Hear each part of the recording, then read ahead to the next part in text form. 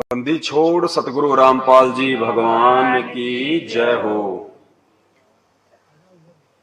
परम पिता परमात्मा, सारी सृष्टि के रचनहार, कुल मालिक, असंख्य ब्रह्मांडों के स्वामी, जगत गुरु, तीनों लोकों में प्रवेश करके सबका पालन पोषण करने वाले राजाधिराज, आत्माधार, नाथों के नाथ, देवों के देव महादेव, सर्वेश्वर महेश्वर मृत्युंजय, अजरो अमर, आदि अनादि सनातनी प्रभु, जगत पिता जगदीश्वर, श्री श्री 1008 की उपाधि के वास्तविक अधिकारी, अकाल मूरत सत स्वरूपी राम वासुदेव सर्वगतम ब्रह्म, परम पूज्य प्रथम पूज्य परम संत परम पुरुष परम धनी परम दयालु, सत्य कबीर हक्का कबीर, अल्लाह अकबर अल्लाह कबीर, अल्लाह ताला जगत के तारणहार, जगत के मुक्तिदाता, जगत के जगन्नाथ, हारे के सहारे, हिंदुओं के राम प्रभु, मुसलमानों के अल्लाह, ईसाइयों के मसीह, सिखों के वाहे गुरु, दया के सागर दया निधि, करुणा के सागर करुणा दीदी, असली मर्यादा पुरुषोत्तम संत शिरोमणि सतगुरु रामपाल जी परमेश्वर जी के चरण कमल में देश विदेश से हम सभी सत्सेवक भाई बहनों का अनंत कोटि दंडवत प्रणाम। आज परमपिता परमेश्वर जी के आशीर्वाद से, उनकी असीम रजा से मध्य प्रदेश के भोपाल में सात संगति की मेहर हुई है। इस मेहर के लिए, इस रजा के लिए हम परम पूज्य सतगुरु रामपाल जी भगवान का बारंबार दंडवत प्रणाम करते हैं। हम उनका कोटि कोटि धन्यवाद करते हैं। हे परमपिता परमेश्वर, आप अपने सत्सेवक बच्चों पर इसी प्रकार से अपनी मेहर, अपनी नजर बनाए रखना। बंदी छोड़ सतगुरु रामपाल जी भगवान की जय हो। ग्रीव नमो नमो शतपुर शकूं, नमस्कार गुरु की मैं, सुर नर मुनि जन साधुआ, संतों सर्वस दीनहि, सतगुरु साहिब संत सब दंडोतम, आगे पीछे मध्य हुए तिनको जा कुर्बान, नराकार निर्विषम काल जाल भय,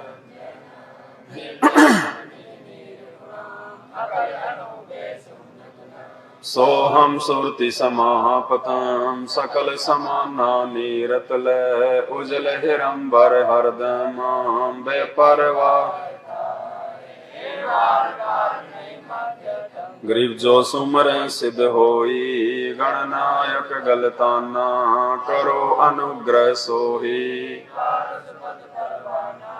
आदि गणेश मनाऊं, गणनायक देवन देवा, चरण कमल लो ल्याऊं, आदि अंत करु सेवा, परम शक्ति संग हृदय सिद्धि दाता,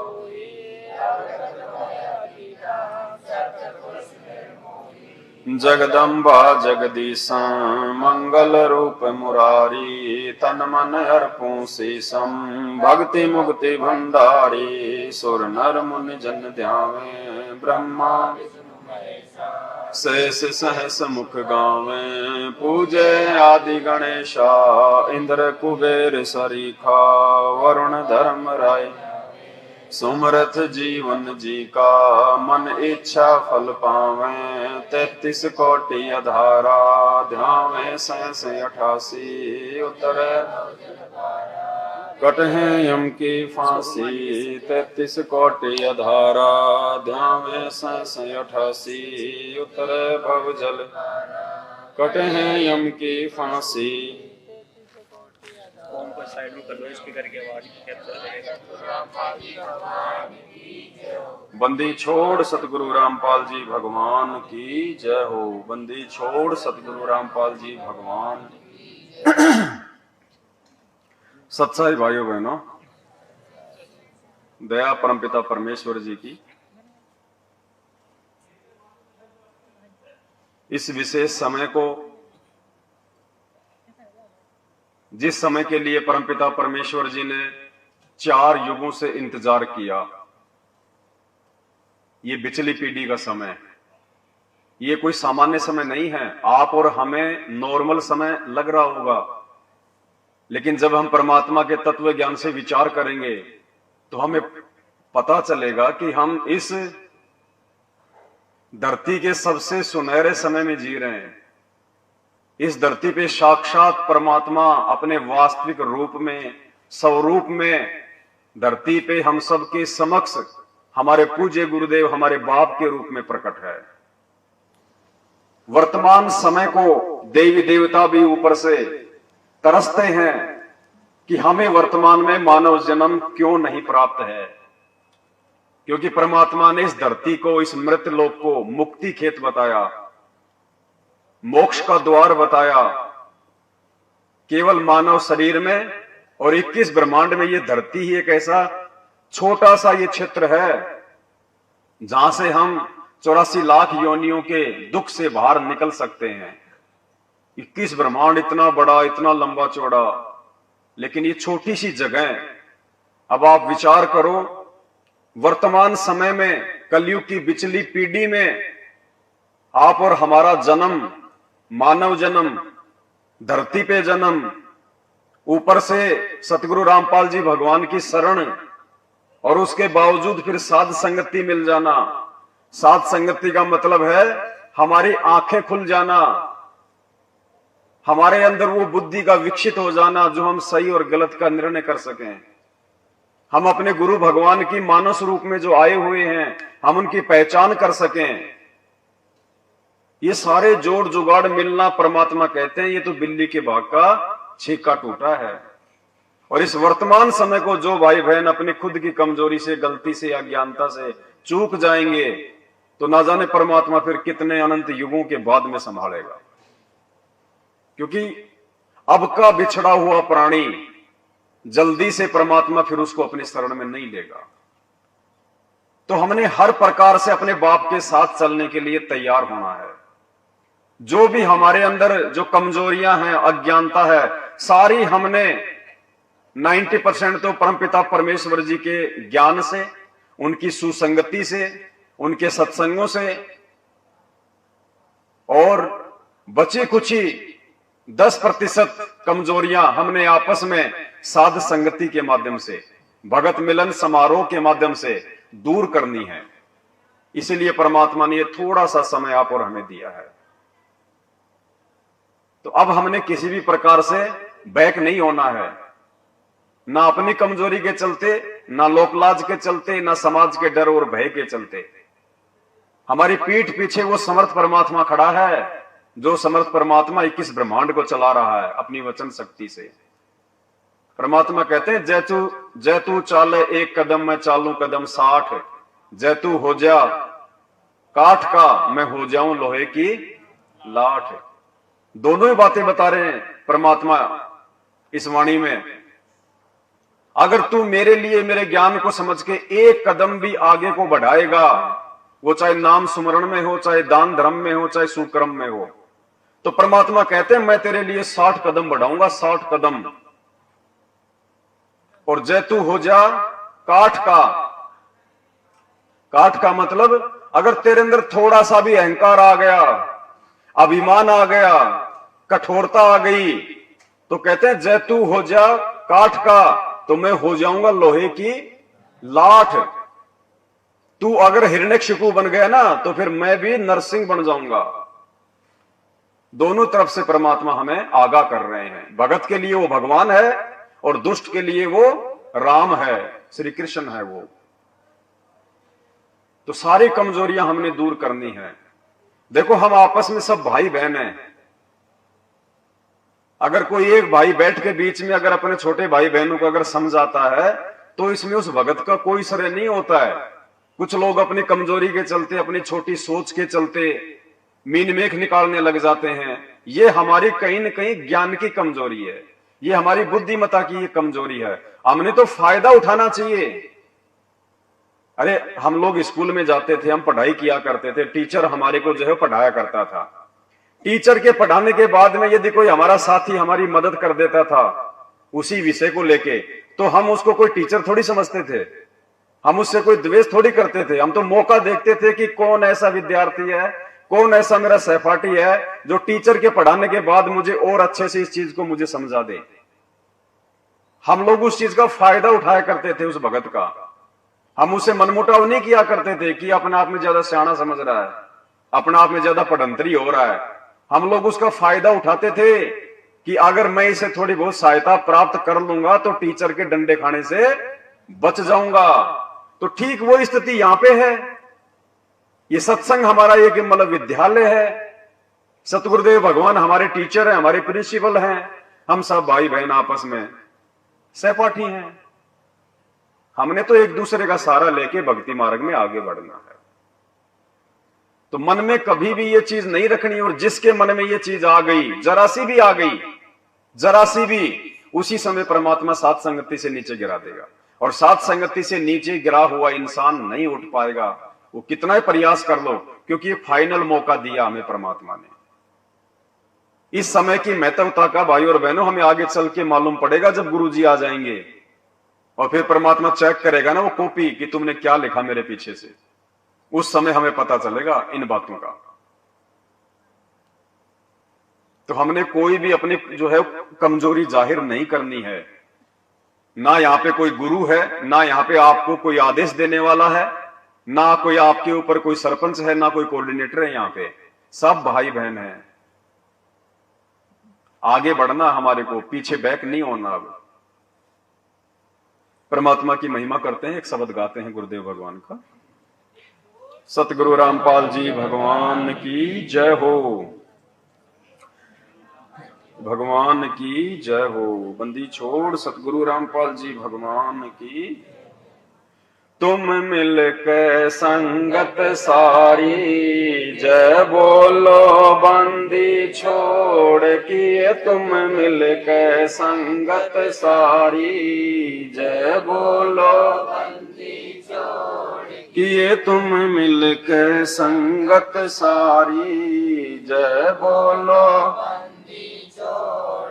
जय बोलो बंदी छोड़ की, जय बोलो बंदी छोड़ की, जय बोलो बंदी छोड़ की, जय बोलो बंदी छोड़ की। तुम मिलके संगत सारी, जय बोलो बंदी छोड़ की। तुम मिलके संगत सारी, जय बोलो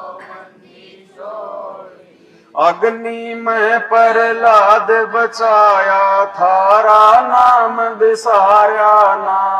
अग्नि में प्रहलाद बचाया, तारा नाम बिसारा ना। जो सतगुरु थारे दर पे आ गया, किसे वक्त भी हारा ना। जो सतगुरु थारे दर पे आ गया, किसी वक्त भी हारा ना। थारी महिमा अपरम पारी, जय बोलो बंदी छोड़ की। थारी महिमा अपरम पारी, जय बोलो बंदी छोड़ की। तुम मिलके संगत सारी, जय बोलो बंदी छोड़ की। तुम मिलके संगत सारी, जय बोलो बंदी छोड़ की।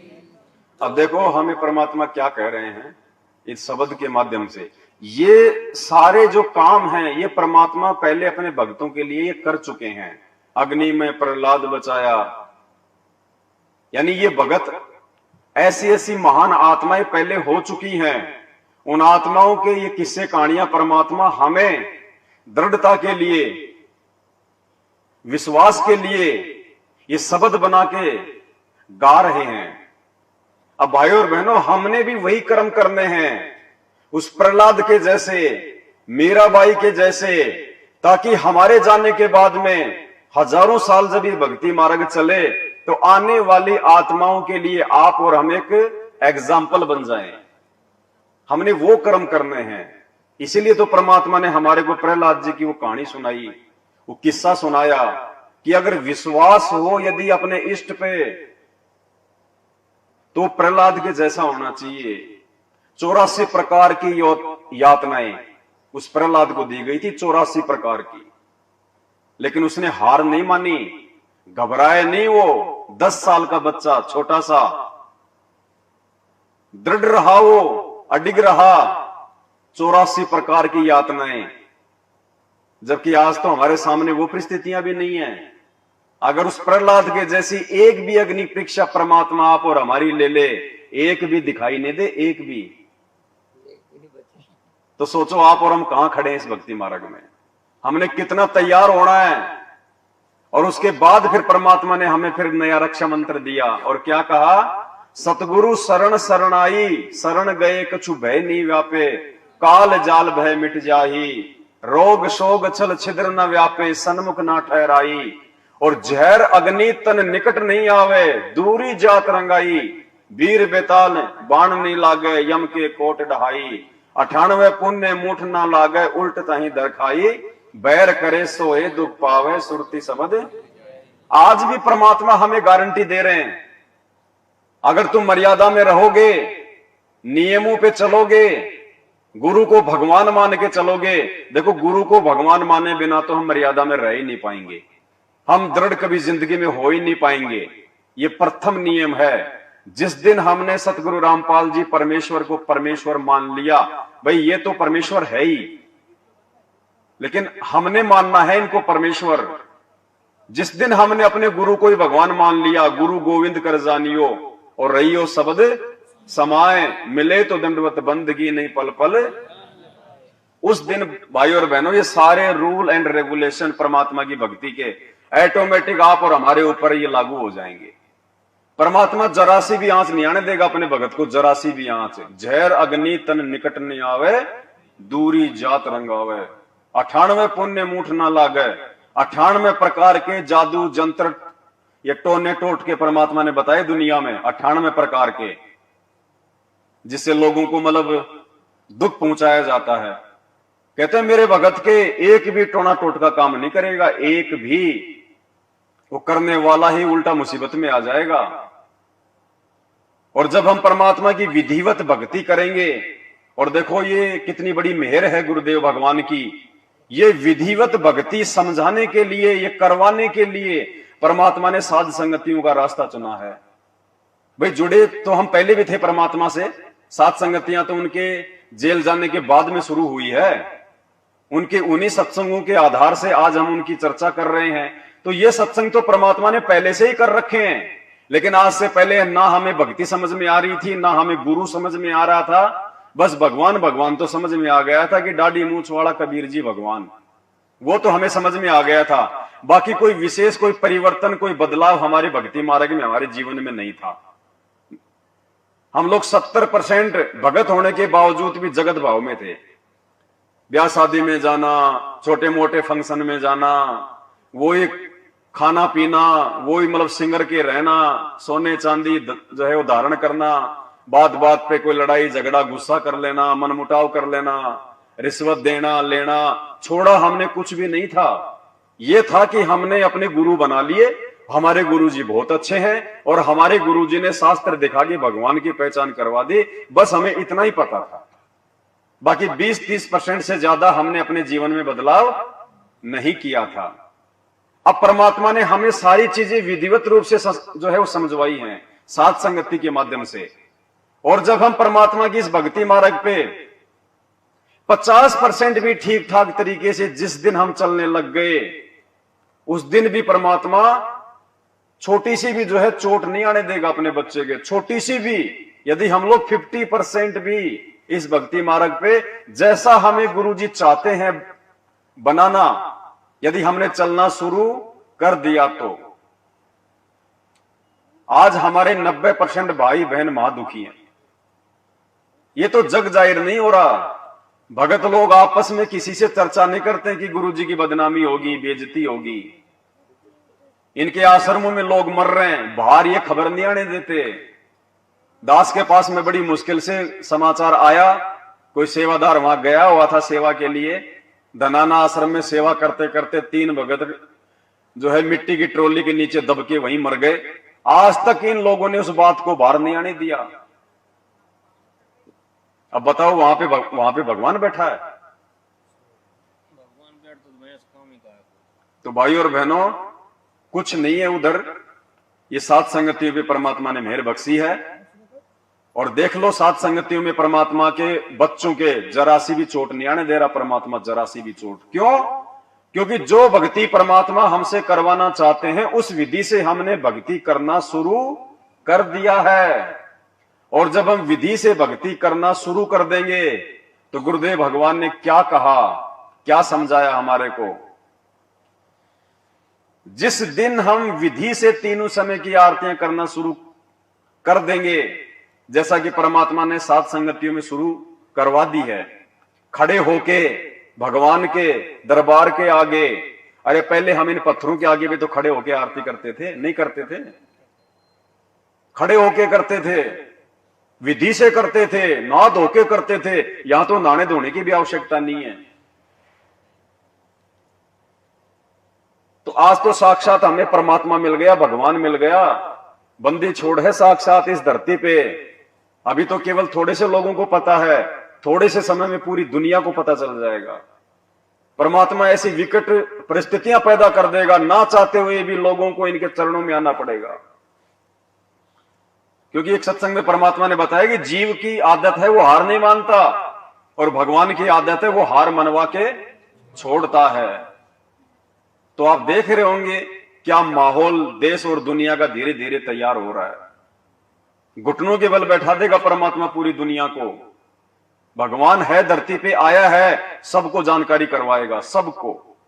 कोई भक्ति करे ना करे ये उसके संस्कार, लेकिन ये परमात्मा सब तक संदेशा पहुंचा देगा कि धरती पे ये यदि कोई देव है, यदि कोई परम शक्ति है, तो सतगुरु रामपाल जी भगवान है। और जिस दिन हम इस परमात्मा की विधि से भक्ति आरती अपने गुरु को ही परमात्मा मान के शुरू कर देंगे, उसके बाद हमें गुरुदेव भगवान ने बताया कि पुण्यात्माओं, ये 33 करोड़ देवी देवता, ब्रह्मा विष्णु महेश, ये तुम्हारे सिक्योरिटी गार्ड बन के रहेंगे, सिक्योरिटी गार्ड। अब बताओ कितनी बड़ी बात बोली है गुरुदेव भगवान ने कि ये तुम्हारी रक्षा करेंगे। यहां पे अगर तुम्हारे ऊपर अगर किसी ने थोड़ा से भी यदि कोई आंच आने का कोई वो किया प्रयास, तो परमात्मा कहते हैं ये ब्रह्मा विष्णु महेश ही तुम्हारी सिक्योरिटी करेंगे, वरना परमात्मा जबरदस्ती से करवाएगा। और परमात्मा कहेगा देख ये तेरी महिमा कर रहे हैं, ये तेरी वंदना कर रहे हैं, असुर निकंदन रमैनी के माध्यम से 16 मिनट में 33 करोड़ देवी देवताओं की वंदना हो जाती है, 33 करोड़ देवी देवताओं की। उसके बाद में मजबूरन ये हमारे को चाहते हुए भी जो है ये कोई दुख नहीं दे सकते। तो फिर हमें भय किस बात का भाई, हमारे को डर किस बात का? इतना समर्थ परमात्मा जिसके आदेश से देवी देवता भी हमारी सिक्योरिटी में। तो भाई और बहनों, हम कोई छोटी मोटी आत्मा नहीं है। अपने आप को समझो, पहचानो। थोड़ा सा संघर्ष करने की आवश्यकता है, थोड़ा सा। बहुत सारे जैसे टेम्पो वगैरह होते हैं, छोटी मोटी गाड़ियां होती हैं, वो वैसे नहीं होती स्टार्ट। हल्का सा धक्के की आवश्यकता पड़ती है उनको, उसके बाद ऑटोमेटिक स्टार्ट हो जाती है। तो हमने थोड़ा सा संघर्ष करने की जरूरत है। परमात्मा हमारे साथ में ही है, दूर नहीं है। गुरुदेव भगवान है, ये परमेश्वर है, ये कोई आम व्यक्ति नहीं है जो जेल में जाके बैठ गए और इनको कुछ नहीं पता कि बाहर क्या हो रहा है। ये अपने बच्चों के दुख दर्द और तकलीफ से ये पल पल वाकिफ है, पल पल। आज हमें यही तो जो है भक्ति करवा रहे हैं। अगर भगवान जेल में बैठ गए तो हम भक्ति जिंदगी में नहीं कर सकते। शब्द रूप में गुरुदेव भगवान हम सबके साथ में, सबके साथ में। लेकिन परमात्मा का एक विधान है, शब्द रूप में साथ होते हुए भी परमात्मा अपनी उसी आत्मा की रक्षा करता है, उसी आत्मा के काज जो है वो सफल करता है, जो आत्मा जो मर्यादा में रह के जो भक्ति करेगी। और उसके बाद देखो परमात्मा ने इस सत्संग में बताया देवी देवता तुम्हारी सिक्योरिटी में आ जाएंगे। अब बताइए, अब देवी देवता साध संगत की सिक्योरिटी में है या फिर उन आश्रमों में है सिक्योरिटी में? अगर आश्रमों में सिक्योरिटी में होते तो ट्रैक्टर के नीचे 3-3 भगत दब के नहीं मर सकते। मुंडका आश्रम में 3-3 भगत टैंक की सफाई करते समय जहरीले गैस से नहीं मर सकते। और जब भी इनके आश्रमों में समागम होते हैं 10-15 तो मरते हैं आने जाने में, एक्सीडेंट में। बताइए कहां है वहां परमात्मा? भाई वो तो भगवान के लिए आ रहे हैं, भगवान के लिए जा रहे थे। क्या परमात्मा को नहीं पता था इस बात का? लेकिन इसका विधान है, इसका रूल है। इसके नियम तोड़ के चाहे इसकी कितनी पूजा पाठ कर लो, ये परमात्मा साथ नहीं देगा। डॉक्टर चाहे कितना ही अच्छा क्यों ना है, उसके नियम और मर्यादा तोड़ के, उसके परहेज तोड़ के चाहे तुम उसकी कितनी गोली दवाई खा लो, डॉक्टर कुछ नहीं कर पाएगा। क्या कह रहे हैं हमें परमात्मा? इसी प्रकार हम इस संसार में रहेंगे, हम सबका सत्कार करेंगे, लेकिन पूजा हम अपने मालिक की करेंगे, अपने परम पति की करेंगे, जो सबका मालिक है, कबीर भगवान की करेंगे। और ये सभी जितने भी यहाँ के, जैसे असुर निकंदन रामायणी में हम सबका सत्कार करते हैं, छोटे से लेकर 500 तत्वों तक की आरती इसके अंदर आ जाती है, तो हम सबका सत्कार करते हैं। सत्कार करने से विनम्रता आती है। और ये फिर ये ब्रह्मा विष्णु महेश या जितने भी कोई भी हैं देव, ये आपको टच नहीं कर सकते। इनके ऊपर फिर डंडा है परमात्मा का कि ये आपका एक सत्कार करते हैं और फिर भी आप इनको सताओगे तो इनको ज्यादा सजा मिलेगी। ये जो आपको विधि बता रखी, ये आपके प्रोटेक्शन के लिए है, भगवान का विधान बनाए रखने के लिए है, और आपको इस संसार रूपी सागर से पार होने के लिए सफर में सहयोगी रहेंगे, आपका प्रोटेक्शन करेंगे ये देवता। और सभी आपके घरों के चारों तरफ पहरे दिया करेंगे, तो सतगुरु कबीर साहब के इस नाम से जुड़ जाएगा।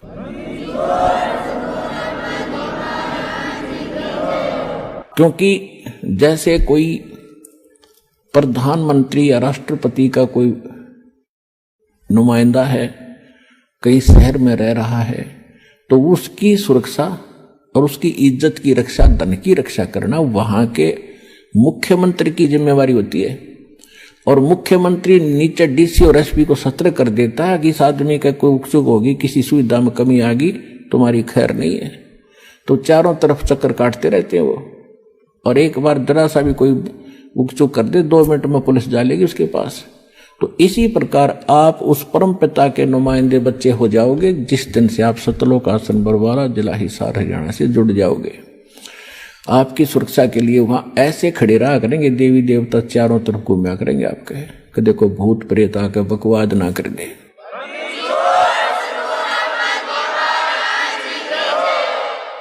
तो भाई और बहनों, ये समर्थ का वचन है, ये किसी आम व्यक्ति के शब्द नहीं है। खुद साक्षात वो कबीर परमात्मा धरती पे संत रामपाल जी के रूप में आके अपने आप को छुपाते हुए ये बातें बोल रहे हैं कि तुम उस कबीर परमात्मा के नुमाइंदे हो गए। जिस दिन हम सतगुरु रामपाल जी भगवान से उपदेश प्राप्त कर लेते हैं, हम उस कबीर परमात्मा के बच्चे हो जाते हैं। सतगुरु स्वयं ही कबीर परमात्मा है। और उस दिन के बाद से यदि हम मर्यादा में रह के भक्ति करेंगे, उसके बाद फिर देखना, भूत प्रेत तो छोड़े तो बहुत छोटी मोटी चीज है। यहाँ का काल हमारे को छू नहीं सकता, हमारे को हाथ नहीं लगा सकता। हम उस समर्थ के बच्चे हैं। आज अगर किसी को इस बात का पता चल जाए कि ये प्रधानमंत्री का बेटा है या फिर ये राष्ट्रपति का बेटा है, लोग उसका सत्कार करते हैं। बड़े बड़े लोग हाथ जोड़ेंगे, हाँ जी नमस्कार जी, राम राम जी, आओ जी हमारे घर पे भी आओ जी।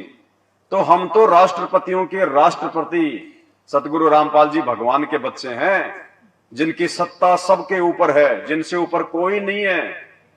और फिर भी हमारे भगत भाई बहनों की ऐसी जो है दुर्गतियां हो रही हैं। भूत प्रेत से वो परेशान, आरी बीमारी से वो परेशान, अकाल मौतें उनकी हो रही हैं, घर में लड़ाई झगड़े उनके। तो बताओ कहां फिर सतगुरु का आशीर्वाद है उनके घरों में? अब सतगुरु की इसमें क्या कमी भाई?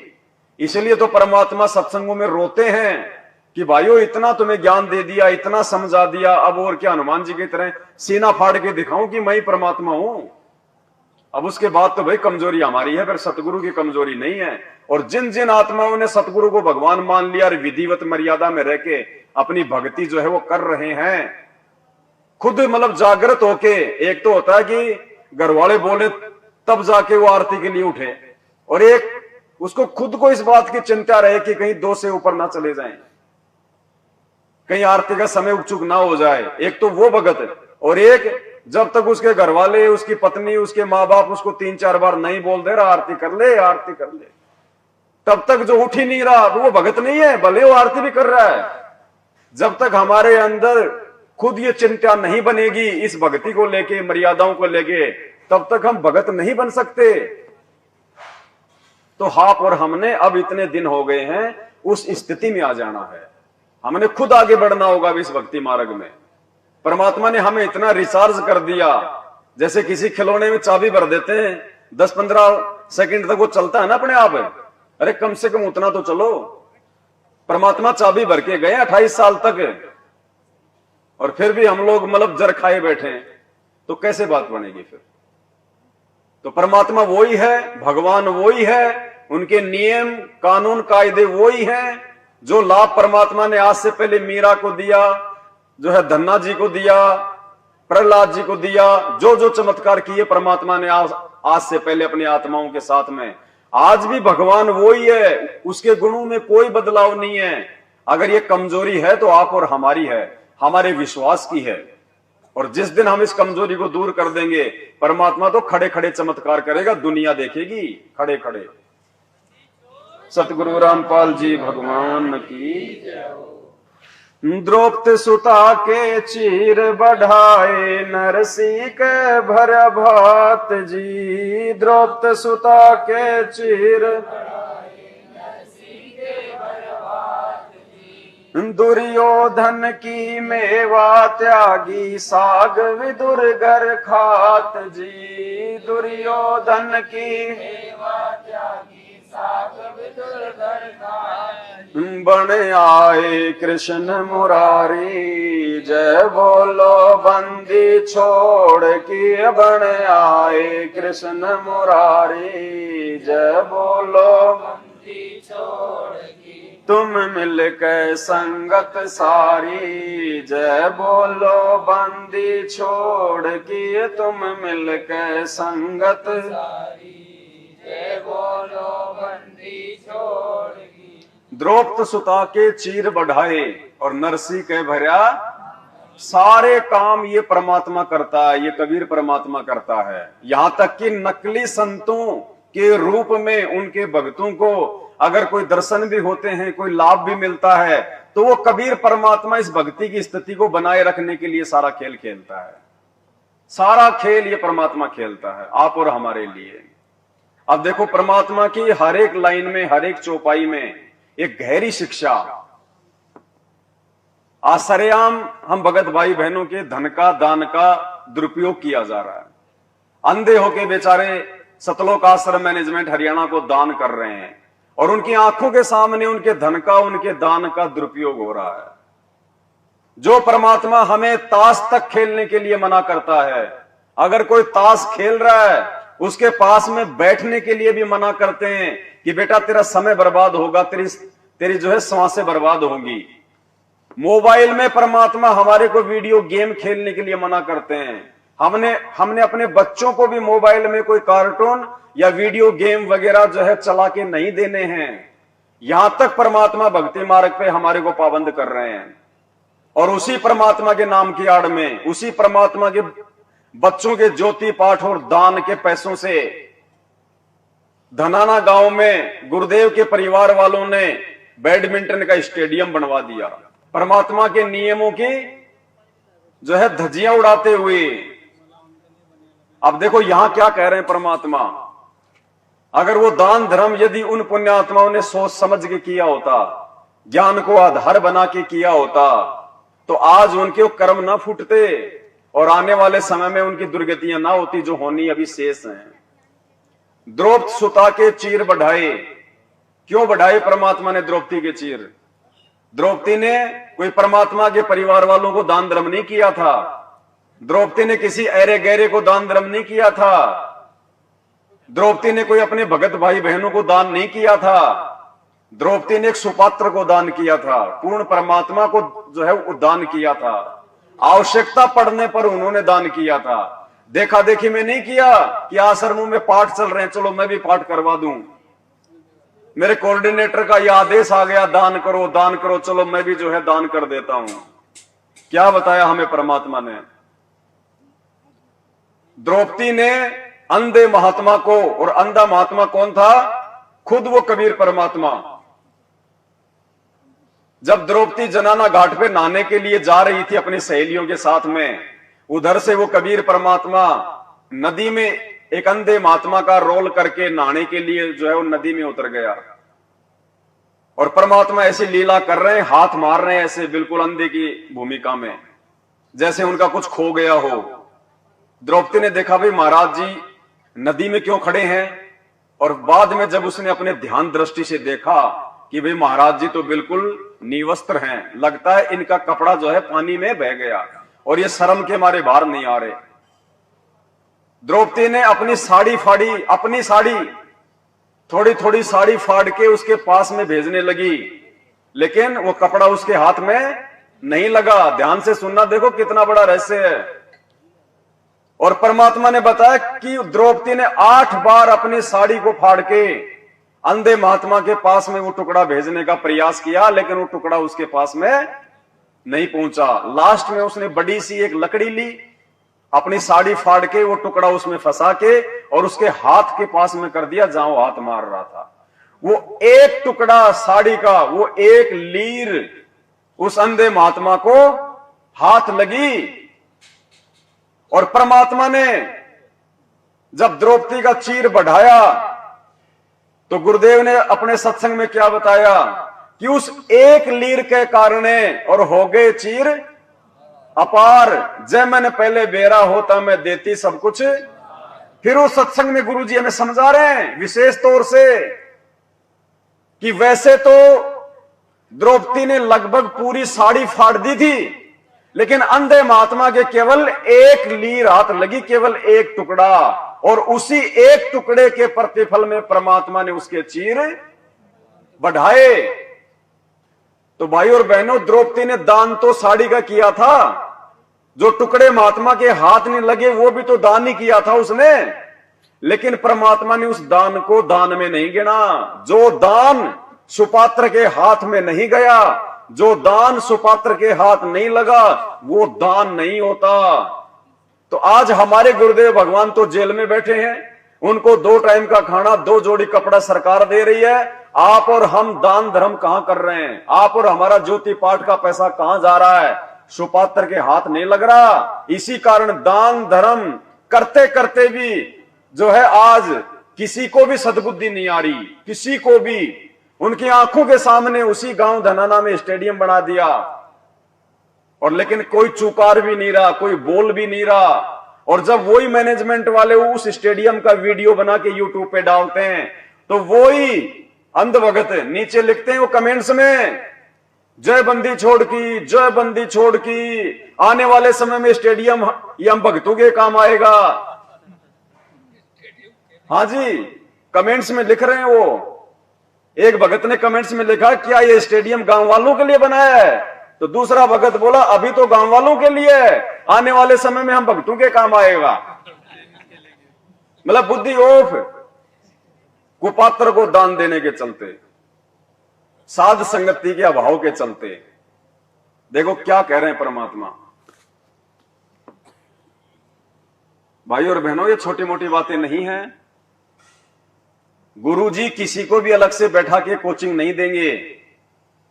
परमात्मा ने जो भी कुछ कहना होगा अपने सत्संगों में कहेंगे, सामूहिक रूप से कहेंगे, सार्वजनिक रूप से कहेंगे।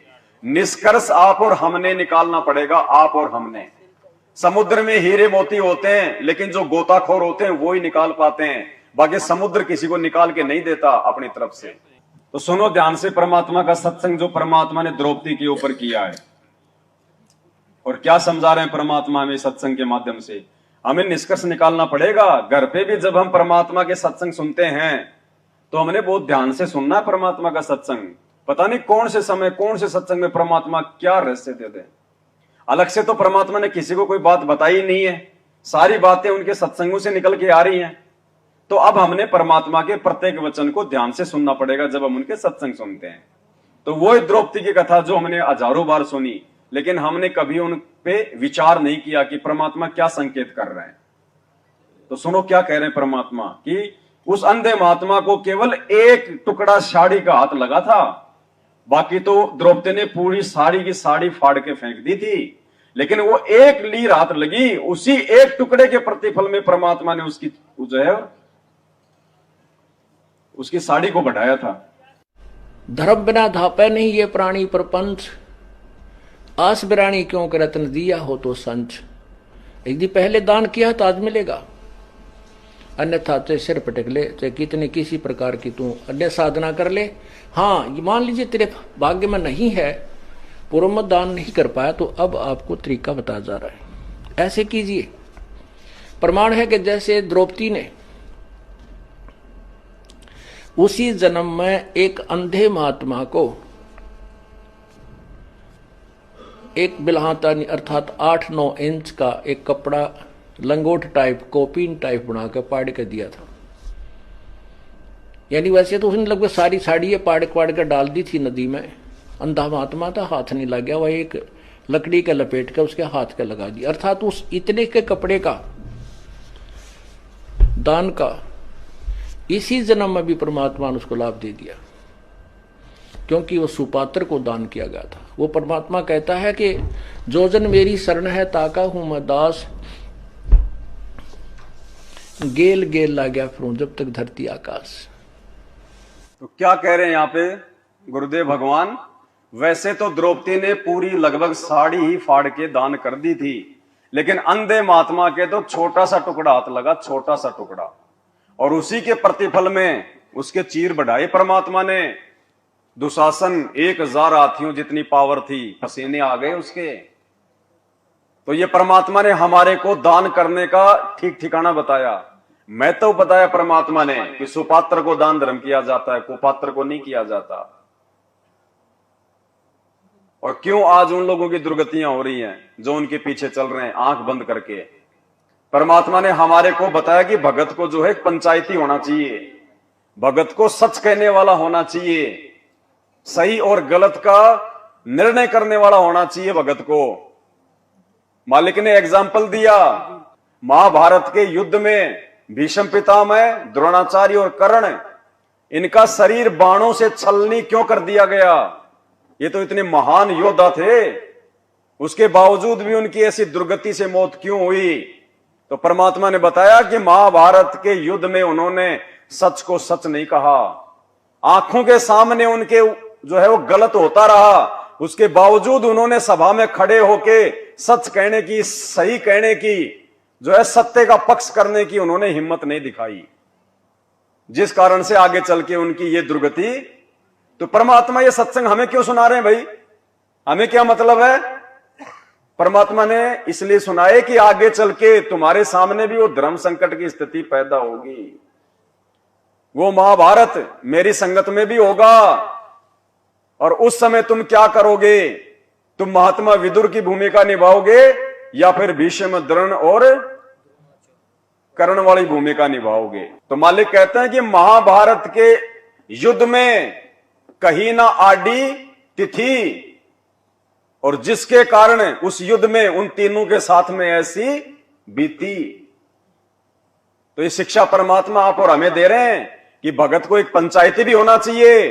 बात कहो तो सत्य कहो, अन्यथा वहां से उठ के चल दो, फिर बैठने की आवश्यकता नहीं है। भीष्म पितामह और द्रोणाचार्य, इन्होंने महाभारत के समय इनके साथ कैसी दुर्गति से मरे ये तीनों के तीनों। तो क्या कहते हैं कि द्रौपदी चीर हरण में उन्होंने कहीं न आडी तिथि, अर्थात महाभारत में उनके ऐसी बीती। भीष्म पितामह बाणों से छान दिया गया और पड़ा पड़ा कर रहा है, रो रहा है, पता नहीं कितने दिन में जाकर उसके प्राण निकले। ऐसे द्रोणाचार्य की मृत्यु हुई, ऐसे कर्ण को बाणों से छान दिया गया था। तो पुण्यात्माओं कहा कि द्रौपदी चीर हरण में कहीं न आडी तिथि, उन्होंने कुछ भी नहीं बोले, तात महाभारत में उनके साथ ऐसी बीती। तो पुण्यात्माओं हमने एक नेक इंसान भी बनना है, अपने जो सामाजिक व्यवहार के अंदर भी हमने खरा होना है, अपने कर्म बिगड़न नहीं देने। ठीक है, कहीं जाना पड़े कोई 10 आदमी इकट्ठे हों तो सच्ची बात कहे, मानने तो ठीक से ना उठ के चला जा, अपने कर्म धर्म बिगाड़ियो ना। कहते तुमने धर्म उस दरगाह का मैल नहीं देखा, धर्मराज के तिल तिल का लिखा। आपकी सोच का भी अकाउंट होगा। अब बताओ, उस धनाना आश्रम में मिट्टी से भरी हुई ट्रॉली के नीचे 3 भगत दब के मरे, तो ये थोड़ी है कि वो दबते ही मर गए, 2-3 मिनट लगी होंगी, सांस उनका घुटा होगा, वो तड़पे होंगे। तो इन भक्तों के तो भीष्म पितामह से भी भयंकर दुर्गति से मौत हुई है, सतगुरु की शरण में आने के बाद भी। कोरोना में हमारे हजारों भगत भाई बहन मरे कि नहीं मरे? ऑक्सीजन के अभाव से दम घुट घुट के मरे कि नहीं मरे? क्यों मरे भाई? वो तो सतगुरु के भगत थे, सतगुरु के भगत के लिए तो सतगुरु कहते हैं कि यम के दूत तो छोड़ो, धर्मराज हाथ नहीं लगा सकता मेरे भगत को, यमराज हाथ नहीं लगा सकता। अब धर्मराज से बढ़ के फिर और कौन आ गया यहाँ पे? वो तो मृत्यु का देवता भाई। सतगुरु के भगत को तो वो भी हाथ नहीं लगा सकता। और यहां तो यम के दूतों को आने की जरूरत नहीं पड़ रही, गुरु जी के परिवार वाले यम के दूत बन रहे हैं भक्तों के लिए। कहने का मतलब है परमात्मा का विधान क्यों टूट रहा है? टूट नहीं सकता। साध वचन पलटे नहीं, चाहे पलट जाए ब्रह्मांड। गुरुजी ने जो अपने सत्संग में बोल दिया अपने भगत के लिए, वो उनका वचन है, लोहे की लकीर है, वो मिट नहीं सकती। फिर भी मिट रही है तो गलती भगत की है, सतगुरु की नहीं है। क्या बताया परमात्मा ने अपने भगत की जो है मृत्यु के विषय में? कबीर परमात्मा के भगत के बारे में आपको सत्संग में बहुत बार बताया है। कबीर परमेश्वर की जो या सत भक्ति जो करता है उसके निकट काल के दूत, यम के दूत तो बहुत दूर की बात है, यमराज नहीं आ सकता और धर्मराज नहीं आ सकता। आए हैं सो जावेंगे ये राजा रंग फकीरे, एक सिंहासन चढ़ चलो एक बंदे जात जंजीरे। तो भाई वहां तो धनाना में ना धर्मराज को आने की आवश्यकता पड़ी, ना यमराज को आने की पड़ी, ना ये धर्मराज के दूतों को आने की पड़ी। और दास इसीलिए तो बार बार कहता है भाई और बहनों कि वर्तमान में इस धरती पे काल स्वयं संत रामपाल जी के परिवार के रूप में उतरा हुआ है। लेकिन लोग सीरियस नहीं लेते इन बातों को और अपनी जान गंवा रहे हैं। 2022 में सात संगत से भाई बहनों की छटनी हुई। दास 1 साल से बोल रहा था कि 2022 लास्ट का समय, 2022 का लास्ट का समय सात संगति की छटनी का समय है। लोगों ने देखा ऐसे भोंक रहा है और देख लो परमात्मा ने क्या खेल खेला, सबकी परीक्षा ले ली, दास की भी ले ली मालिक ने। तो ऐसा नहीं है भाई, मैं कोई अपनी मर्जी से नहीं बोलता सात संगति में आके, और ना मुझे अधिकार है, और अपनी मर्जी से बोलूंगा तो कोई पागल नहीं बैठे सामने जो मेरी हर बात को मान लेंगे। हर बार सात संगतियों को तोड़ने का प्रयास किया जाता है इस काल प्रेरणा से। यह केवल सत्य मार्ग से ही आत्माओं को भटकाता है, बाकी तो इसने भीड़ इकट्ठी कर रखी उन आश्रमों में जहां कोई ज्ञान नहीं, जहां कोई चर्चा नहीं, कोई सतगुरु की महिमा नहीं। उल्टा हमें वो लोग जो है दोष देते हैं कि तुम गुरु जी को भोग क्यों लगा रहे हो, तुम तो गुरु जी के श्राद्ध निकाल रहे हो। उनको इतना ही ज्ञान नहीं है, बताओ भोग लगाएं किसको लगाएं? अरे हम तो दाढ़ी मूंछ वाले को लगा देंगे, लाके खड़ा कर दो हमारे सामने, कहां है? हम तो उसको लगा देंगे, लाओ कहां है? तो भाई और बहनों बिल्कुल अंधकार छाया हुआ है, अंधकार। आप और हम थोड़े बहुत जीव हैं जो इन चीजों को समझ पा रहे हैं। ये सद्बुद्धि परमात्मा ने ऑन कर रखी है, नहीं तो आप और हम भी उन्हीं भक्तों में से भगत हैं। ये विशेष मेहर है सतगुरुदेव भगवान की, सतगुरु रामपाल जी भगवान की।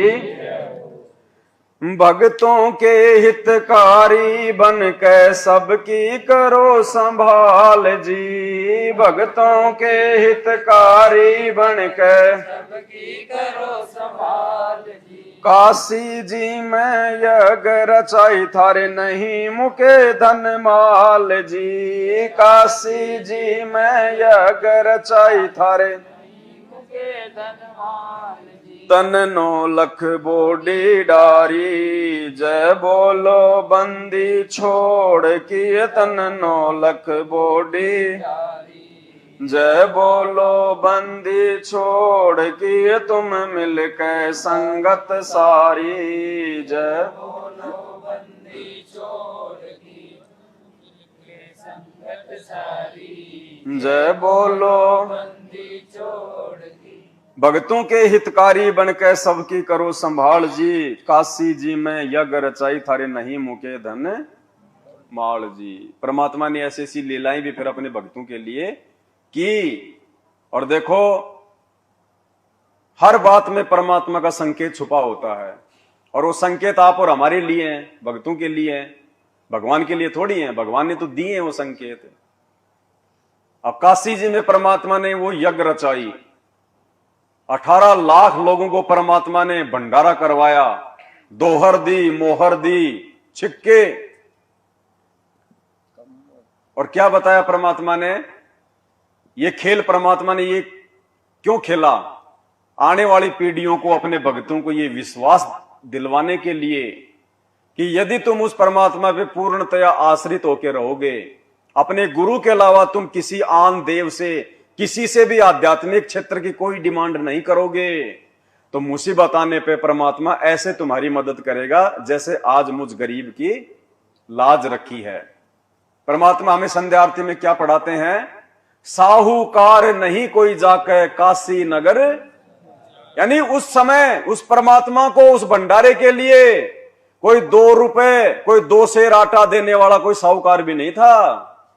साहूकार नहीं कोई जाके काशी नगर मंजारा, पूरी काशी में परमात्मा को कोई उधार देने वाला भी नहीं था, कोई साहूकार भी नहीं था। इतना गरीब था परमात्मा, लोगों की नजरों में इतना नीचा था।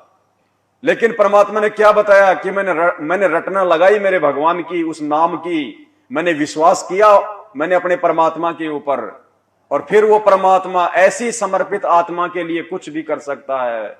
कल पे कारण कौन है, तू कर सेवा निकाम, मन इच्छा फल देऊंगा जब पड़ेगा मेरे से। तो आज गुरुदेव भगवान हमें वही चीजें समझा रहे हैं कि जितना जल्दी और जितना तुम अपने गुरु के प्रति समर्पित हो जाओगे हर प्रकार से, उसके बाद देखना फिर परमात्मा भंडारे खोल देगा, भंडारे।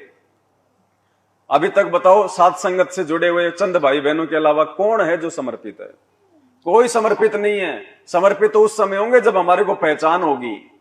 सबके घर में 5-5 भगवानों की पूजा हो रही है। एक फोटो मिलती है आश्रम से, बीच में सतगुरु रामपाल जी भगवान, ऊपर कोने में कबीर जी, इधर गरीबदास जी, इधर पंडित चिदानंद जी और इधर स्वामी रामदेवानंद जी। और गुरुदेव क्या कह रहे हैं कि बच्चों, दरबार में केवल अपने एक भगवान की, अपने कबीर भगवान की फोटो होनी चाहिए। केवल अपने एक भगवान की हमारे को पूजा करनी है अपने दरबार में। और दरबार में तो हमने भक्तों की फोटोएं लगा रखी हैं। अरे रामदेवानंद जी तो भगत थे, वो कोई भगवान थोड़ी थे। चलो हम गरीबदास जी को भगवान मान लेते हैं, आए थे 350 साल पहले। दाढ़ी मूछ वाले को भगवान मान लेते हैं, भाई वो भी आए थे परमात्मा 600 साल पहले। लेकिन पंडित चिदानंद जी और आदरणीय रामदेवानंद जी कौन से भगवान थे? हम तो अपने जैसे भक्तों को 2 कोटि के जीवों की हम तो पूजा कर रहे हैं। अरे भगवान ने लीला में तरीके से किसी न किसी आत्मा को तो मतलब जो है अपने गुरु के रूप में जो है लेके आना था सामने। उनको तो गुरु शिष्य परंपरा को बनाए रखने के लिए गुरु बनाने की आवश्यकता थी। उन्होंने तो एक मुंह बोला गुरु बनाया था अपना, और गुरु वो बनना भी नहीं चाह रहे थे। आपको रियलिटी बताते हैं, जिस प्रकार 650 साल पहले काशी में जब कबीर परमात्मा ने पंडित रामानंद जी को अपना गुरु बनाया, वो रोने लग गया था रामानंद कि भगवान ये पाप मेरे से नहीं होगा, आप तो जगत गुरु हो, मैं कैसे आपका जो है गुरु बन सकता हूं।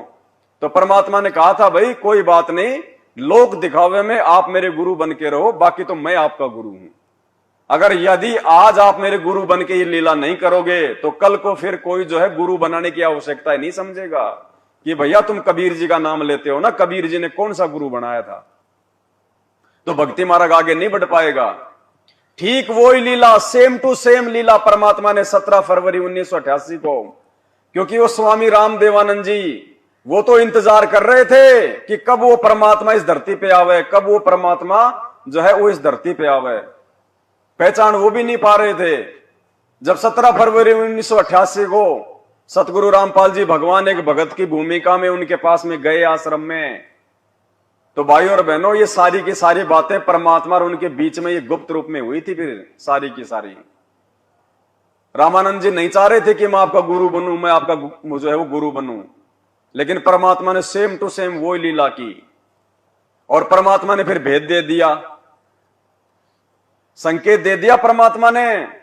ये पुस्तक है जब जब भूल पड़े, आप और हमारे घर में तो नहीं होगी, लेकिन मैनेजमेंट वालों के हर के घर में मिलेगी। और परमात्मा ने क्यों बंटवाई ये पुस्तक मैनेजमेंट वालों के घरों में, ये क्यों पहुंचाई?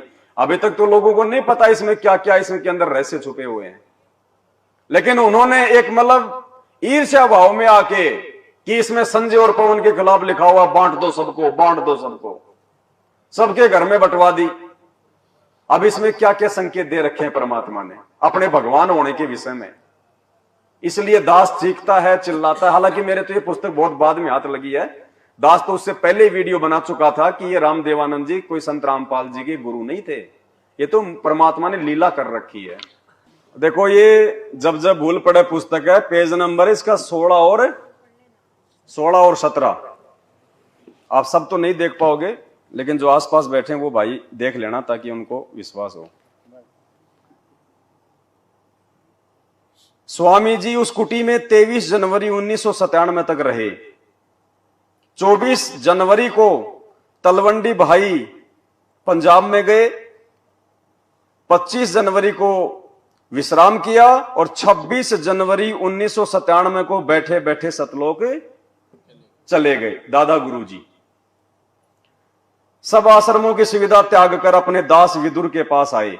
सतगुरु रामपाल जी भगवान कह रहे हैं कि सभी आश्रमों को त्याग के दादा गुरु जी मुझदास के पास में आ गए थे लास्ट में।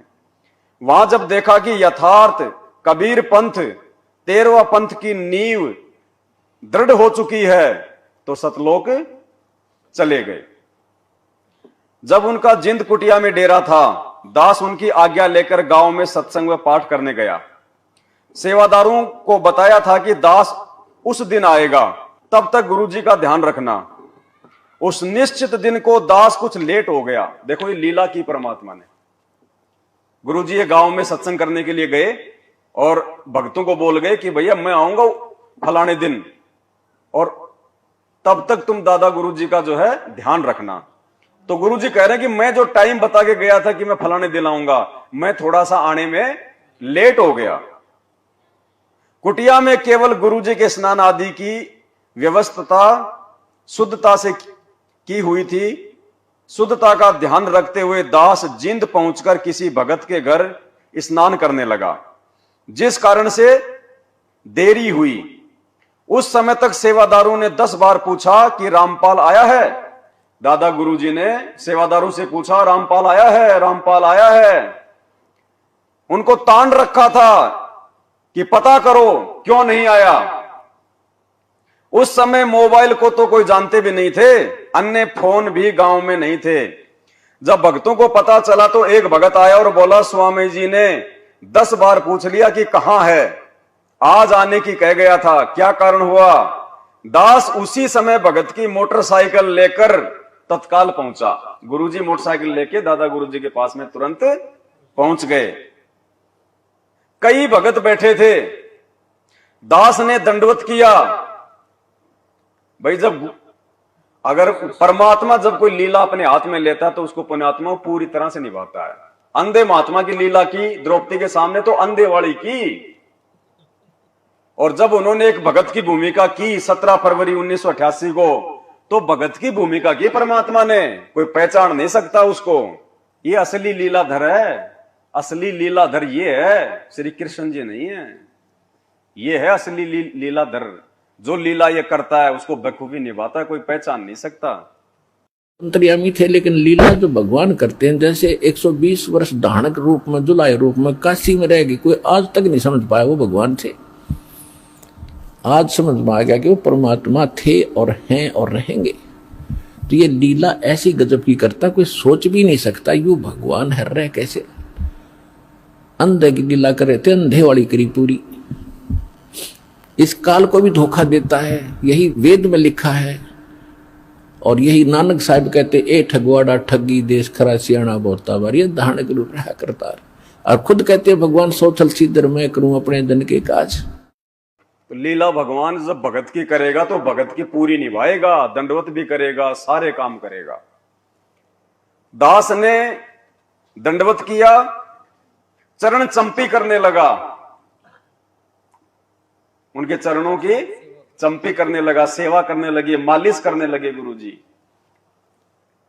दास का सिर पकड़ा और ऊपर को किया। दादा गुरुदेव ने संत रामपाल जी का सिर पकड़ा और ऊपर किया, और सब भगत खड़े थे आसपास में। और क्या कहा, यह लाइन समझने की है। क्या कहा? बोले मैंने भगवान पा लिया। क्या बोले? मैंने भगवान पा लिया। और देखो भगत जी क्या लिखा हुआ है, तेरा पाना दुर्लभ हो गया। संत रामपाल जी को कह रहे हैं उनका सिर पकड़ के, कि मैंने भगवान पा लिया और तेरा पाना दुर्लभ हो गया, मुश्किल हो गया। सतगुरु रामपाल जी भगवान की। दास चुप रहा। अब गुरु जी क्या बोले, समझना तो उन लोगों ने था जो आसपास में खड़े थे कि ये कौन है। गुरु जी चुप रहे, कुछ नहीं बोले, दास चुप रहा। गुरुदेव की अंतरात्मा की आवाज थी, यानी ये झूठ नहीं है। गुरुदेव कह रहे हैं कि ये झूठ नहीं है, ये उनकी अंतरात्मा की आवाज थी, क्योंकि उन्होंने पहचान लिया था, उनका एग्रीमेंट पहले हो चुका था। ये अंतरात्मा की आवाज थी। अगले दिन तनवंडी भाई वाले आश्रम में चले गए, वहां से सतलोक गमन किया। सतगुरु रामपाल जी भगवान की जय हो। तो भाई और बहनों, धरती पे कोई सामान्य व्यक्ति नहीं है, सामान्य पुरुष नहीं है। ये दुनिया तो भगवान को ना पहले पहचान पाई ना आगे पहचान पाएगी। पहचान वही पाएंगे जो अधिकारी हैं। मालिक कहते हैं ना, गोता मारूं स्वर्ग में जा बैठूं पाताल, गरीब दास ढूंढता फिरूं अपने हीरे मोती। तो जो हीरे मोती लाल होंगे वो ही पहचान पाएंगे। दास गरीब कहे नर लोई, सतगुरु चीने बिरला कोई बिरला ही पहचान पाएगा सतगुरु को, भगवान को, परमात्मा को। बाकी देख लो, उन्हीं से नाम दीक्षा लेके आप और हमारे भाई बहनों की क्या दुर्गति कर रखी है उन्होंने। इस भक्ति काल के समय में, वर्तमान समय में जो काल भगवान का दबाव है, जो प्रेशर है, और गुरुदेव शारीरिक रूप से आप और हमारे से दूर हैं, ऐसे समय में मर्यादा में रह के भक्ति करने और करवाने की ज्यादा आवश्यकता थी, ना कि सीमेंट के जो है कट्टे उठवाने की। ये भक्ति का समय है वर्तमान में, ये मर्यादाओं का समय है।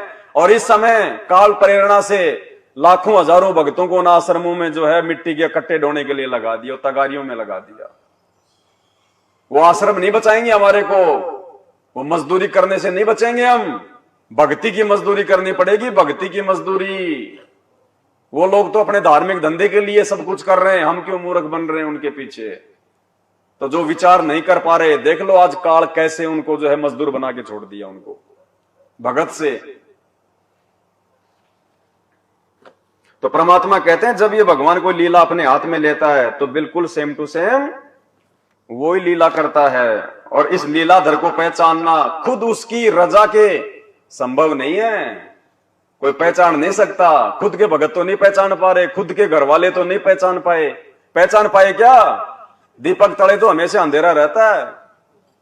तो ये तो परमात्मा की, सतगुरु की विशेष मेहर है आप और हमारे ऊपर, जो परमात्मा ने जानबूझ के हमारा वॉल्यूम खोला है बुद्धि का। कोई ये सोचे कि हमने समझ लिया गुरु जी को, लाख जन्म में नहीं समझ सकते। अनंत युगों से यहां आप और हम ये गधे कुत्ते सुअर बन रहे हैं। आज इस सतगुरु ने मेहर करी, हमारी बुद्धि का वॉल्यूम खोला परमात्मा ने, क्योंकि हम सब तो यंत्र हैं और वो है यंत्री। भाई चाहे पंखा चाहे कितना महंगा क्यों ना हो, जब तक उसका स्वामी नहीं चलाएगा वो चल जाएगा क्या अपने आप? पंखे की कोई औकात नहीं, चाहे वो चांदी का क्यों ना हो। तो हम भक्तों की औकात नहीं, हम लोग तो यंत्र हैं। हमारा स्वामी वो है, हमारा रिमोट हमारे गुरुदेव के हाथ में है। काल भगवान ने क्या कहा इस गीता में कि बलवानों का बल और बुद्धिमानों की बुद्धि मेरे हाथ में है। और उस काल का रिमोट भी हमारे सतगुरुदेव जी के हाथ में है। तो ये मालिक की मौज भाई, वो किसका रिमोट ऑन करे किसका ऑन ना करे। मालिक कहते हैं, सब सुमरे अपने अनुमाना, तो गति लखी न जाए। कहे कबीर कृपया कर जन पर ज्यों की त्यों। जिस पे सतगुरु मेहर करेगा उसी को एज इट इज ज्यों की त्यों समझ में आ सकती है, वरना नहीं आएगी। तो ये आप और हमारा कोई सौभाग्य है। मालिक कहते हैं ना, कोई जगह पुरबला भाग। तो हमारे कोई पिछले कोई भाग्य उदय हो गए, जो परमात्मा ने हमारे को ये सद्बुद्धि बख्शी, जो हम इतना सब कुछ समझ पा रहे हैं। इस भगवान को पहचानना महाभारत है, महाभारत। इसको तो काल नहीं पहचान पा रहा, वो भी धोखे में है। ऐसा जो है वो लीलाधर है। चुपचाप जाके जेल में बैठ गया, देखो चुपचाप। ना कोई संत का कोई भारी कोई लक्षण दिखाई देगा, कोई लक्षण नहीं, आम व्यक्ति के जैसे दिखाई देंगे, कुर्ते पजामे पहन के, बिल्कुल आम व्यक्ति। वो काल भी धोखे में कि वो परमात्मा तो नहीं हो सकता, ये परमात्मा नहीं हो सकता, वो भी धोखे में। देखो, इसलिए नानक जी ने कहा, ए ठगवाड़ा ठगी देश। तो भाई और बहनों, आप और हमारी क्या औकात है जब काल नहीं पहचान पा रहा, लेकिन परमात्मा ने पहचान करवा दी। अब बताओ, इनसे बड़ा दीनदयाल है कोई और? जब ये हमारे ऊपर इतने मेहरबान हैं, तो हमने भी अब इन पीछे नहीं हटना है। हमने इसी समय, इसी जन्म में इनके साथ में चलने की पुरजोर कोशिश करनी है, पूरा प्रयास करना है, एडी से चोटी तक का जोर लगा देना है। जो संघर्ष करना पड़े हम वो संघर्ष हम वो करेंगे। ये मीरा का उदाहरण हमें परमात्मा ने क्यों दिया? गुरुदेव कहते हैं मीरा, जब मीरा संघर्ष कर सकती है तो क्या आज की माता बहनें नहीं कर सकती? मीरा के कोई 4 हाथ पैर थे क्या? और आज तो इतना अच्छा समय है, आपको इतने अधिकार प्राप्त हैं, पता नहीं तरह तरह के संगठन बने हुए हैं, आप वहां जाके अपनी बातें भी रख सकते हो। यदि आपको कोई घर वाले ज्यादा अगर वो दबाव दे देते हैं तो भक्ति ना करने के लिए, और बाकी तो सबसे बड़ा संगठन हमारा गुरुदेव भगवान है, उनसे यदि हम रो रो के प्रार्थना करेंगे, परमात्मा सारे रास्ते खोल देगा, हमें कहीं जाने की आवश्यकता नहीं है। सतगुरु रामपाल जी भगवान की। गज और गरा लड़े जल भीतर, गज का फंद छुटाया था। गज और गरा लड़े जल भीतर, सम्मन के घर सतगुरु आए, सेऊ भेंट चढ़ाया था। सम्मन के घर सिर काट धरे अलमारी, जय बोलो बंदी छोड़ किए। सिर काट धरे अलमारी, जय बोलो बंदी छोड़ की। तुम मिल के संगत सारी, जय बोलो बंदी छोड़ किए। तुम मिल के संगत सारी, जय बोलो बंदी छोड़ की। अब सम्मन के घर पे परमात्मा गए, और देखो परमात्मा को भोग लगाने के लिए, भाई जब परमात्मा सम्मन के घर पे गए तो वो किस रूप में गए थे? क्या थे वो सम्मन के? गुरुजी थे ना। तो सम्मन ने किसको भोग लगाने के लिए अपने बेटे का सिर काटा? गुरुजी को। भोग की आरती में हम रोज पढ़ते हैं, आज मिलन बधाइयां जी, संगते भोग गुरानो। किसको लगता है भोग? गुरुजी को, क्योंकि गुरुजी परमात्मा है, गुरुजी भगवान है। अरे सम्मन ने तो अपने गुरुदेव को भोग लगाने के लिए अपने इकलौते बेटे की गर्दन तक काट दी, और आज उसी गुरु को जब हम भोग लगाते हैं तो कहते हैं तुम तो गुरुजी के श्राद्ध निकाल रहे हो जीते जी। मतलब वो गुरुजी के जाने के बाद भोग लगाना शुरू करेंगे। ये बहुत बड़ी मेहर है परमात्मा की आप और हमारे ऊपर। ये सतगुरु की विशेष रजा के बिना ये बातें समझ में नहीं आ सकती। जब तक हम अपने वक्त गुरु को, प्रेजेंट गुरु को परमात्मा नहीं मानेंगे, हम लाख जन्म भी पार नहीं हो सकते। और जिस दिन हमने गुरु को भगवान मान लिया तो फिर भोग किसको लगाएंगे? और एक सत्संग में देखो गुरुजी क्या बात कह रहे हैं। एक 4 मिनट के सत्संग में परमात्मा ने सारा निचोड़ दे दिया। अगर पार होना है तो, मोक्ष प्राप्त करना है तो, एक एक लाइन को ध्यान से सुनना। जब आप त्रिकुटी पर पहुंचोगे वहां परमात्मा मिलेंगे इस दास के रूप में। जब हम त्रिकुटी पर पहुंचेंगे तो परमात्मा मिलेंगे इस दास के, कौन से दास के रूप में? सतगुरु रामपाल जी भगवान के रूप में।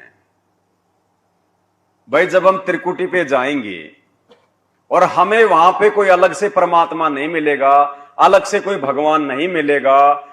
जो भगवान है, कोई भी है, अगर वो त्रिकुटी पर भी संत रामपाल जी का ही रूप बना के आएगा तो फिर वर्तमान में धरती पे क्या संत रामपाल जी के रूप में वो परमात्मा नहीं हो सकता?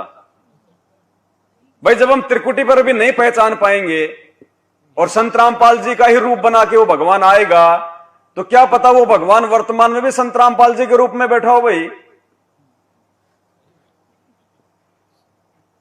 भाई वर्तमान में वो ही संत रामपाल जी का रूप त्रिकुटी पे भी वही संत रामपाल जी का रूप, और सतलोक भी वही संत रामपाल जी छोड़ के आएंगे, तो भगवान कौन से दिन काम आएगा फिर?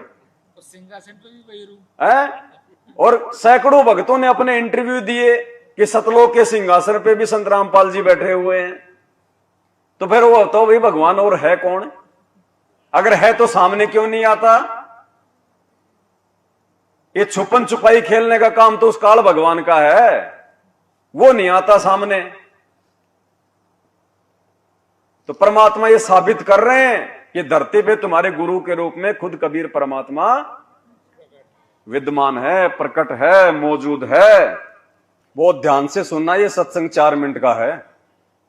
गुरु जी कह रहे हैं जब तुम त्रिकुटी पे जाओगे उससे पहले तुमसे सारी रिहर्सल, सारा अभ्यास यहीं धरती पे करवाया जा रहा है, क्योंकि सबसे बड़ी परीक्षा हमारी कहां होगी? त्रिकुटी पे।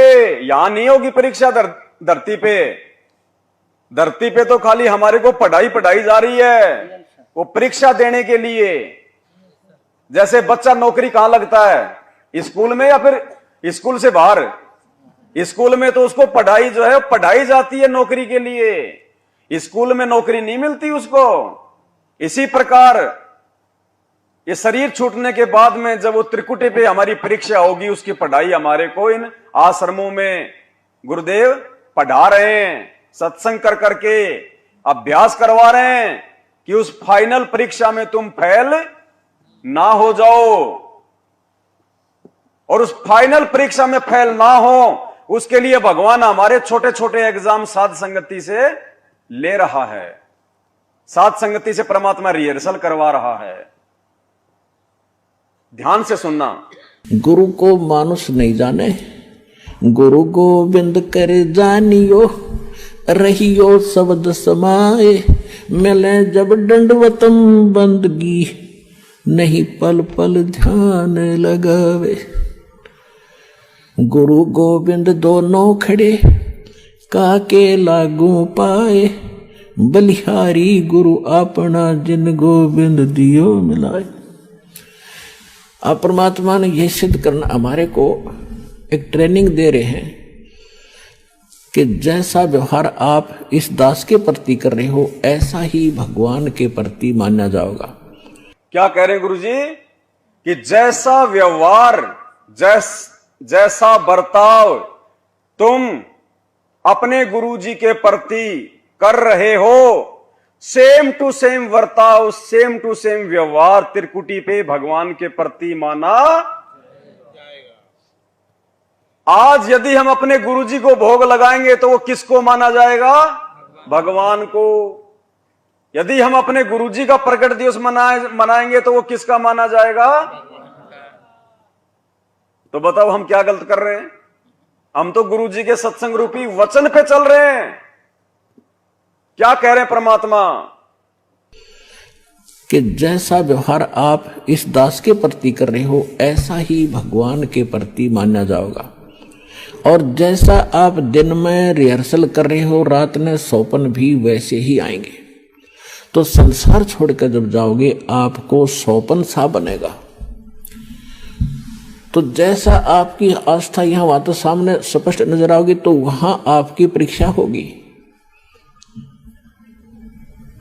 अब जैसे वहां गुरु जी के साथ भगवान खड़ा हो,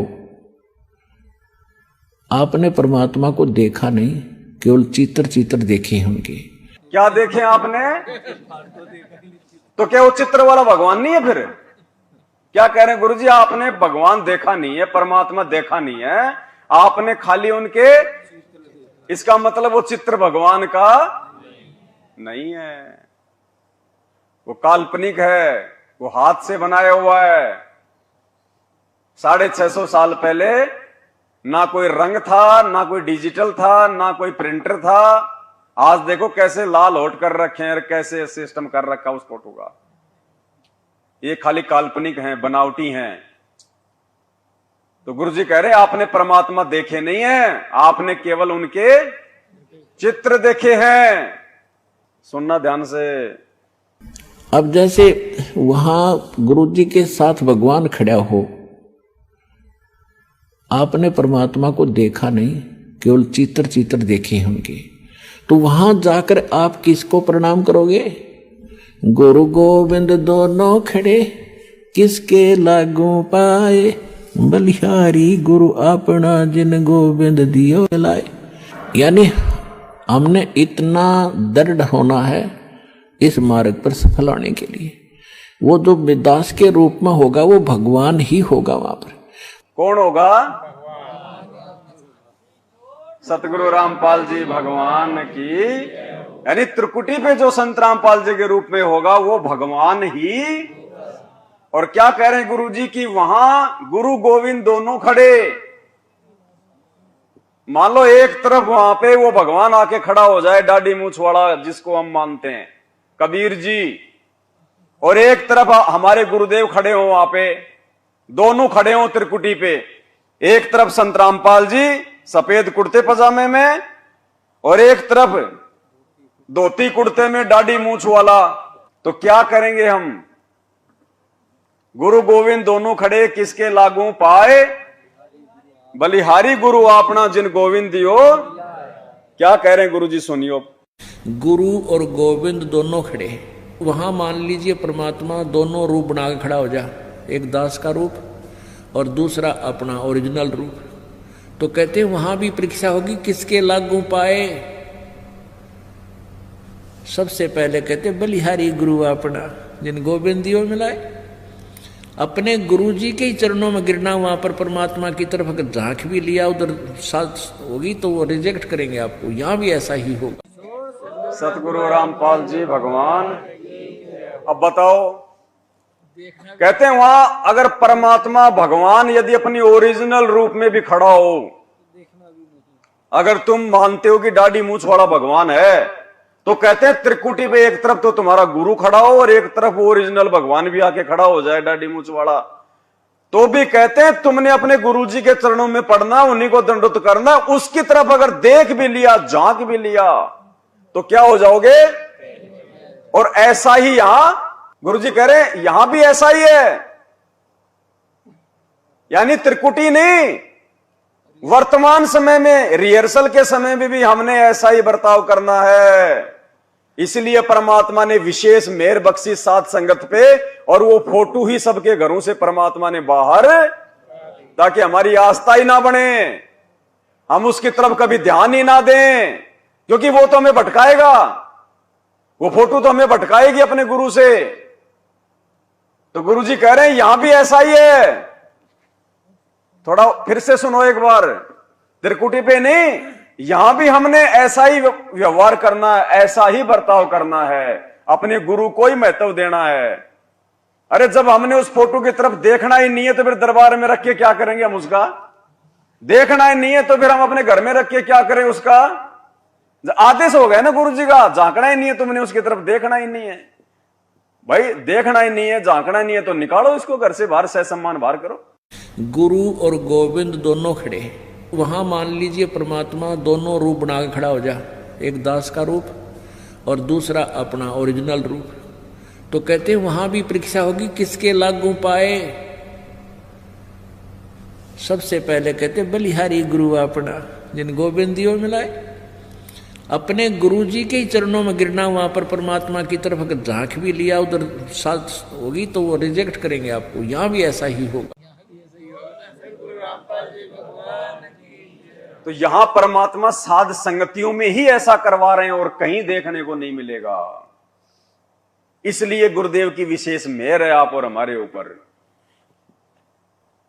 इसलिए हम इतनी संख्या में भाई बहन आके इकट्ठे हो रहे हैं। बार बार इस काल के द्वारा हमारे को इतना तोड़ने का प्रयास करने के बाद भी जितना ये तोड़ता है उतने परमात्मा के बच्चे ज्यादा जुड़ते हैं। हर बार ऐसा पहले कम से कम 4 बार हो चुका, 4 बार 7-8 वर्षों में। काल सोचता कि बस अब की बार तो मैंने पूरी तरह से साथ संगतियां नष्ट कर दी।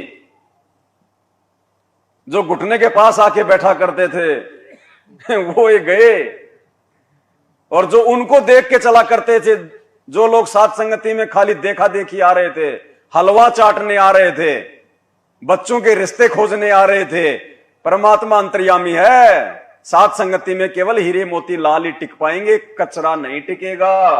आप और हमें नहीं पता कौन क्या कर रहा है, किसके मन में क्या छल बल और दोष चल रहा है। लेकिन अंतर्यामी जिसने साध संगतियां शुरू करवाई है वो अपने इस मार्ग में ये कचरा पैदा नहीं होने देगा। किसी न किसी बहाने से उसको बाहर का रास्ता दिखा देगा। अलवर में वो बहन थी एक सीमा, राजस्थान के अलवर में, वहां पे साध संगतियां होती थी हर महीने। अभी महीने भर पहले उसके घर पे साध संगति होनी थी 5 तारीख को, लेकिन उससे पहले हरियाणा के मेवात में वो हिंदू मुसलमानों का झगड़ा हो गया और वो कैंसिल हो गई। अब दास ने भी सोचा भाई परमात्मा की साथ संगतियां कैंसिल तो होती नहीं, लेकिन बात क्या हुई, चलो ज्यादा ध्यान नहीं दिया। 15 दिन बाद में पता चला कि वो मैनेजमेंट में चली गई।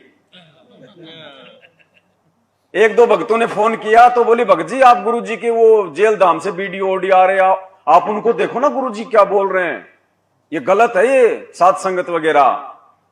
तो उस भगत ने मेरे को बताया तो दास के तुरंत दिमाग में आ गया कि इसीलिए परमात्मा ने 5 तारीख को साध संगति, क्योंकि हम तो जीव हमें तो नहीं पता, लेकिन भगवान तो अंतर्यामी है ना कि किसके मन में क्या दोष आ गया। तो परमात्मा ने उसके घर पे साध संगति नहीं होने दी। अगर उस समय उसके घर पे साध संगति होती तो दास तो जा नहीं पाता और वहां पे सारी रात वही बात चलती फिर। और थोड़े बहुत जो कच्चे भाई बहन जो भगत बनने का जो प्रयास बेचारे कर रहे थे वो भी डगमग हो जाते। अब उस बहन का फोन आया 4 दिन पहले, गुजरात के नरेश दास जी के पास में, दास ने ऑडियो भेजी थी ना ग्रुपों में, वो रो रो के कह रही है कि भगत जी गुरुजी रात को सपने में आए और काफी बातें हुई और मैं गुरुजी से बार बार यही पूछ रही हूं कि क्यों। वो बोली भाई मेरा ध्यान बोला साध संगतियों में है, भले मैं नाम शुद्ध करवा के आ गई लेकिन मेरा मन साध संगतियों में ही है। तो मैंने गुरुजी से स्वप्न में पूछा और बोले स्वप्न भी नहीं था, सुबह का समय था, मेरी आधी आंखें मेरी खुली हुई थी और मैं बार बार मैं गुरुजी से जो है पूछ रही थी कि गुरुजी ये साध संगतियां सही है क्या, ये पवनदास सही है क्या।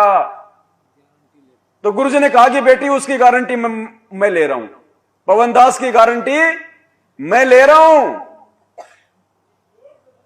पाल जी भगवान की शायद ऑडियो होनी चाहिए, है ना, सुनी होगी ना आप सभी ने। बोला बेटी साध संगतियों की गारंटी मैं ले रहा हूं तो उसकी चिंता मत कर। देखो परमात्मा जो थोड़े बहुत जो कमजोर होते हैं उनको भी आके परमात्मा हिम्मत देते हैं कि ये मनमुखी रूप से नहीं चल रहा ये काम।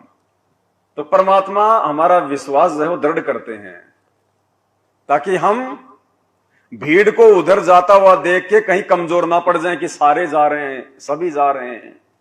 तो ये देखा देखी का मार्ग नहीं है, भेड़ चाल का मार्ग नहीं है। परमात्मा कहते हैं कामी क्रोधी लालची इनसे भक्ति ना होए, भक्ति करे कोई सूरमा जात वर्ण कुल, ये तो कोई बिरले कर पाएंगे। गुरुपद सेवा बिरला कोई जापे कृपा, और ये संसार विघन की घाटी कोई निकलेगा बिरला, ये सबका बस की बात नहीं है। ये तो सतगुरु के विशेष प्रताप से, उनकी मेहर से हम लोग साध संगतियों में रह सकते हैं। तो क्या बता रहे हैं परमात्मा, दृढ़ कर रहे हैं हमारे को ताकि हम त्रिकुटी वाली परीक्षा में फेल ना हो जाएं। ये सारी की सारी रिहर्सल 28 साल से गुरुजी ज्ञान समझा गए, दिन रात एक कर गए, और 2014 के बाद से भगवान ने साध संगतियां इसीलिए रखवाई हैं त्रिकुटी वाली परीक्षा में हम फेल ना हो जाएं। दास बार बार कहता है कि सतलोक जाने के लिए अगर कोई भगत बन सकता है तो साध संगति से ही बनेगा, दूसरा कोई रास्ता धरती पे नहीं है, क्योंकि सतगुरु की पहचान केवल साध संगति से होगी। एक नेक भगत आप साध संगति से जुड़ के बन सकते हैं, अन्यथा नहीं बन सकते। काल आपको जगत में भी फंसा के रखेगा और जब भक्तों में बैठोगे तो आप जी जो है भक्तों जैसे दिखाई दोगे। यानी हमने इतना दृढ़ होना है इस मार्ग पर सफल होने के लिए। वो जो दास के रूप में होगा वो भगवान ही होगा वहां पर। अब परमात्मा ये भी देखते हैं कि जैसे 120 वर्ष भगवान रह कर चले गए यहाँ पर, और इस दास के स्थान पर अगर वो आज होते तो आप तो पहचान तो सकते ही नहीं, क्योंकि जब भी ना पहचाना, क्योंकि जो लाहे का काम करें, एक लंगोटी ही बांध, धोती ही बांध के फटे पुराने कपड़ा में घूमे फिरे, सारा काम करें, तो हमने सोचे जनसाधारण आम आदमी है। ऐसा याद संत रामपाल जी कर रहे हैं। आज कौन सा प्रधानमंत्री बन के आए, आज भी तो जनसाधारणी बन के आए हैं, एक किसान परिवार में आए हैं, एक मीडियम फैमिली में आए हैं, धोती कुर्ता पहनते हैं, कमीज पजामा पहनते हैं और चुपचाप जाके जेल में बैठ गए। आज भी तो सेम टू सेम वही लीला कर रहा है परमात्मा, और ये लाखों के संगत धोखा खा रही है। दुनिया तो धोखा खाएगी खाएगी, उनकी तो बेचारों की क्या गलती जब भगत ही धोखा खा रहे हैं। भगवान किसी और को मान रहे हैं, अपना गुरु किसी और को मान रहे हैं। तो गुरु जी कह रहे हैं आज यदि वो परमात्मा इस दास के रूप में आ गए होते तो बताओ फिर हम उनके साथ में क्या व्यवहार करते। हम तो सारे के सारे, हम तो फैल। मान लो वो कबीर जी संत रामपाल जी के अंदर घुस गए, अब जो संत रामपाल जी के साथ हम व्यवहार करेंगे वो किसके प्रति माना जाएगा। तो बताओ फिर ये सही रिहर्सल आज परमात्मा कहां से शुरू करवा रहा है। और उधर क्योंकि भगवान मान लो अगर संत रामपाल जी के शरीर में आ गए, वो घुस गए, तो ये तो है नहीं कि वो साथ संगति में अलग रूप बना के रहेंगे, कोई सत्सेवकों के साथ में अलग रहेंगे, मैनेजमेंट के साथ अलग रहेंगे। वो तो एक ही गुरु हम सबका, और उसके अंदर वो भगवान घुसा हुआ है। तो जैसा व्यवहार चाहे मैनेजमेंट वाले उनके साथ करो चाहे हम करो, वो तो भगवान के साथ माना जाएगा। तो अगर हम यदि दूसरे पाड़े में होते तो हम तो फेल हो गए होते कब के। तो परमात्मा देखो हमसे क्या रिहर्सल करवा रहा है। अब परमात्मा ये भी देखते हैं कि जैसे 120 वर्ष भगवान रह कर चले गया, और इस दास के स्थान पर अगर वो आज होते तो आप तो पहचान तो सकते ही नहीं, क्योंकि जब भी ना पहचाना, क्योंकि जो लाहे का काम करें, एक लंगोटी ही बांध, धोती ही बांध के फटे पुराने कपड़ों में घूमे फिरे, सारा काम करें, तो हमने सोचे जनसाधारण आम आदमी है। तो इसलिए परमात्मा वो एक विधान बताएंगे और इसलिए दास को भेजा के भगवान को पहचानवा दे, आपको पहचान करा दे। और कैसे मिलेगा ये नियम बताओ। तो जैसे उस समय भगवान होते इस दास के स्थान पर आप जैसा व्यवहार करते, तो भगवान ये सब आपके अकाउंट जमा होता रहता आपका कि इसका कैसा व्यवहार है, कैसा विचार है। तो अब दास ये देख रहा है, दास के प्रति जैसा आपकी भावना, जैसे आपके विचार, आपकी श्रद्धा है, तो आपकी वहां बुक में लिखे जा रहे। परमात्मा वाले स्थान के पास आपकी एक अलग से पैड है, आपकी बही है, आपका अकाउंट खुला हुआ है, एक फैक्स वहां जाता है। जो भी क्रिया हम अपने गुरुदेव को भगवान मान के कर रहे हैं, तो ये ना सोचना कोई देख नहीं रहा, कुछ हो नहीं रहा। गुरुजी क्या करें, सूक्ष्म रूप में एक फैक्स रोजाना कि आज इसने ये क्रिया करी, आज इसने गुरुजी को भोग लगाया, आज इसने गुरुजी की चरणों की सेवा करी, आज इसने ये किया, आज इसने वो किया। हमारा एक एक अकाउंट, सन सन का अकाउंट भक्ति मार्ग का परमात्मा के दरबार में रोज उसका फैक्स होता है, रोज। और उसी आधार से परमात्मा फिर धर्मराज के बंधन से हमें छुड़वाएगा। तो ये ना सोचना कि हम लोग खाली फोकट में आ रहे हैं, भोग लगा रहे हैं, ये भंडारे हो रहे हैं, अपने परमात्मा की महिमा कर रहे हैं। ये लिखा जा रहा है, हमारा भक्ति धन सूक्ष्म रूप में जमा हो रहा है। अब इस मोबाइल से मैं 5,000 रुपये अगर किसी में जो है दूसरे देश में फोन पे करूं, मैं गूगल पे करूं, तो दिखाई किसी को नहीं देंगे, लेकिन वो गए उसके खाते में 5,000 रुपये। ठीक इसी प्रकार जो भी क्रिया हम यहां करते हैं उसका एक फैक्स प्रतिदिन सूक्ष्म रूप में और परमात्मा के दरबार में धर्मराज के बही खाते में जमा हो रहा है। तो अब दास ये देख रहा है, दास के प्रति जैसा आपकी भावना, जैसे आपके विचार, आपकी श्रद्धा है, तो आपकी वहां बुक में लिखे जा रहे। परमात्मा वाले स्थान के पास आपकी एक अलग से पैड है, आपकी बही है, आपका अकाउंट खुला हुआ है, एक फैक्स वहां जाता है। तो उस समय फिर आपका जैसा स्वभाव आप वहां प्रयोग करोगे त्रिकुटी पे, जैसा आप यहां कर रहे हो एडिट होगा। फिर वहां से अगर गलती कर दी तो आपको फिर भी वापस पटक दिया जाएगा, वहां से भी आपको फेल होकर वापस निराशा हाथ लगेगी। यहां अलग बात है कि किया हुआ कर्म यहाँ ऊपर के ब्रह्मांडों में आप देवता बने रहोगे हजारों लाखों युगों तक, और फिर वहां आपकी पूरी पूंजी भक्ति नाश करा कर ये वापस पटक देगा धरती पे। तो इससे बचने के लिए जो पहले हम मार खा गए, हमने धोखे खाए, उससे बचने के लिए अब ये फाउल पॉइंट बताए जाते हैं, इसमें दृढ़ रहना बच्चों, बार बार यही आपको बताया जाता है। सतगुरु रामपाल जी भगवान की। तो भाई ये फाइनल टाइम अब की बार कलयुग की बिचली पीढ़ी का ये मौका फिर दोबारा नहीं मिलेगा। ये त्रिकुटी वाली परीक्षा में फेल होने से बचाने के लिए परमात्मा इतने पापड़ बेल रहा है। ये रातों को हम आ रहे हैं, कोई पता नहीं बेचारा कहां से कोई किराए का इंतजाम करके आता है, कोई क्या बोल के आता अपने घर पे, कोई क्या करता है, कोई कैसे जो है अपने काम धंधे से बेचारा छुट्टी लेके आ रहा है। तो हमने इस समय का भरपूर फायदा उठाना है। आत्मा को हमने मजबूत करना है, दृढ़ करना है। शरीर को मजबूत नहीं करना खाली हलवा खा खा के, शरीर तो ये रह जाएगा, ये तो राख में हो जाएगा, ये तो पाव भरिस की राख बन जाएगी। हमने आत्मा दृढ़ करनी है। लेकिन अब ये भी बोलते हैं ना, देखो सभी भगत मैनेजमेंट वाले भी, कि अबे गुरुजी ने तो औलाद पैदा करी, दो लड़के, उनको दो लड़कियां है, तो वो भगवान कैसे हुए? अब वो सत्संग नहीं सुनते ना, चक्कर सारा ये पड़ रहा है। देखो परमात्मा अपने आप को समझाने के लिए बहुत सारी जो है वो लीलाएं करते हैं। एक सत्संग में बोला भी दास के 2 लड़के लड़कियां थे। नहीं, परमात्मा ने गरीबदास जी का उदाहरण देके समझाया ये। बिल्कुल भगत जी सही कह रहे हैं। जो भगत गरीबदास जी महाराज जी के जीवन को समझ जाएगा, वो समझो संत रामपाल जी को समझ गया। वो कभी जिंदगी में धोखा खाएगा ही नहीं। परमात्मा ने वहां जाके समझाया कि क्यों ये अभी मैनेजमेंट वाले हमारे भाई बहन और गुरुदेव का जो कलयुगी जो परिवार है, वो उन्हें इसलिए परमात्मा नहीं मान पा रहा क्योंकि उनकी अंतरात्मा इस बात को स्वीकार नहीं कर रही कि गुरुजी कबीर जी कैसे हो सकते हैं। कबीर जी ना शादी करता, ना बच्चे पैदा करता, ना शारीरिक संबंध बनाता, जबकि हम तो संत रामपाल जी के बेटा बेटी, हम तो प्रत्यक्ष हैं, सामने खड़े हैं।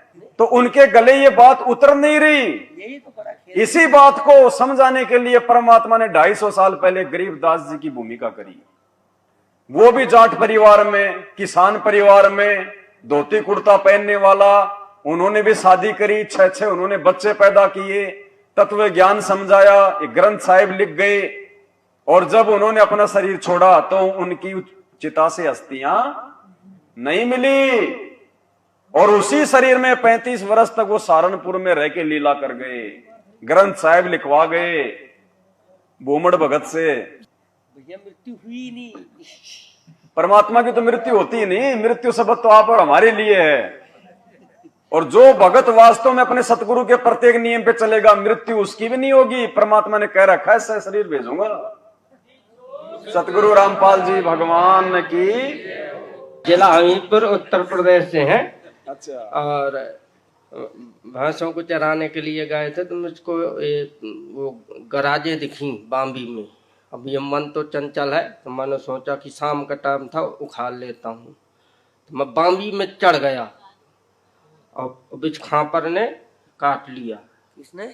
बिचखापर ने। विषखापर कोई सांप आता होगा, इतना बिचखापर होता है। वो छोटा सा सांप आता ना, वो जहरीला। जहरीला वो सांप तो कम जहरीला होता, वो ज्यादा जहरीला होता। वो गोयरा गोयरा गोयरा गोयरा गोयरा गोयरा गोयरा। तो 4 पैर वाला। मैं गांव में बताता हूँ कि मतलब हमारे गुरुजी परमात्मा, तो वो तो नहीं मानते हैं। तो मेरे विचार में ये आया कि अगर कुछ होता है तो ये बेइज्जती करेंगे गांव वाले कि अपने गुरुजी को भगवान बताते हैं ये। तो परमात्मा ने ऐसी मेहर करी कि मतलब वो गुनासा मार गया। गुनासा 1 महीने हो गया। मैं सोच रहा था कि भोपाल साध संगति में जाऊंगा तो भक्तों को बताऊंगा तो दृढ़ता आएगी।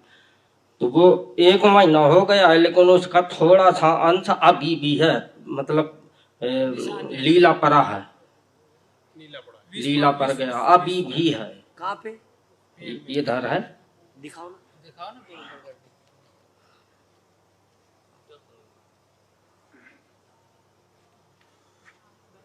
ये भड़का है, इतना भड़का है, इधर का करता है क्या? दर्द करता है? दर्द नहीं किया। परमात्मा की वजह से कुछ नहीं हुआ है। और पूरा गुनाह था मार के तुम जान गए कि परमात्मा ने मेहर कर दी। नहीं वो शरीर में नहीं गया, गुनाह था मार गया। हाँ। बंदी छोड़ सदगुरु रामपाल जी भगवान की जय हो। ये अपने गुरुदेव पूर्ण परमात्मा है, इसमें नहीं रहना भ्रम में, और मर्यादा में रह के भक्ति करो। और मर्यादा में है इसलिए, नहीं तो काम हो जाता है। काल पल पल गेम बजा रहा है। बंदी छोड़ सदगुरु रामपाल जी भगवान की जय हो। सही कह रहे हैं भगत जी, ये तो परमात्मा की मेहर है, उनकी रजा है। इसलिए तो परमात्मा कहते हैं जय अग्नि तन निकट न आवे दूरी जात रंगाई। अगर मर्यादा में रह के भगत अगर भक्ति कर रहा है और अपने गुरुदेव भगवान के प्रति समर्पित है, तो भाई आप मतलब मीरा को देख लो ना। मीरा ने तो पी लिया था पूरा आधी किलो जहर, और आधी घंटे तक वो उसका देवर वहीं खड़ा रहा, लेकिन बाड़ी बाका नहीं होने दिया। परमात्मा क्या कहते हैं, पीवत ही हो अमृत बन गया होगा शरद, कालजे में जो है मतलब ठंडक और दे दी उस जहर में। सतगुरु रामपाल जी भगवान, तो वही परमात्मा है, वही मीरा वाला गुरु, वही मीरा का भगवान आज संत रामपाल जी के रूप में धरती पे प्रकट है। और आज तो परमात्मा वो कर सकता है जो परमात्मा पहले शायद उन्होंने ना किया होगा, आज तो वो कर सकता परमात्मा। और आप देख लेना,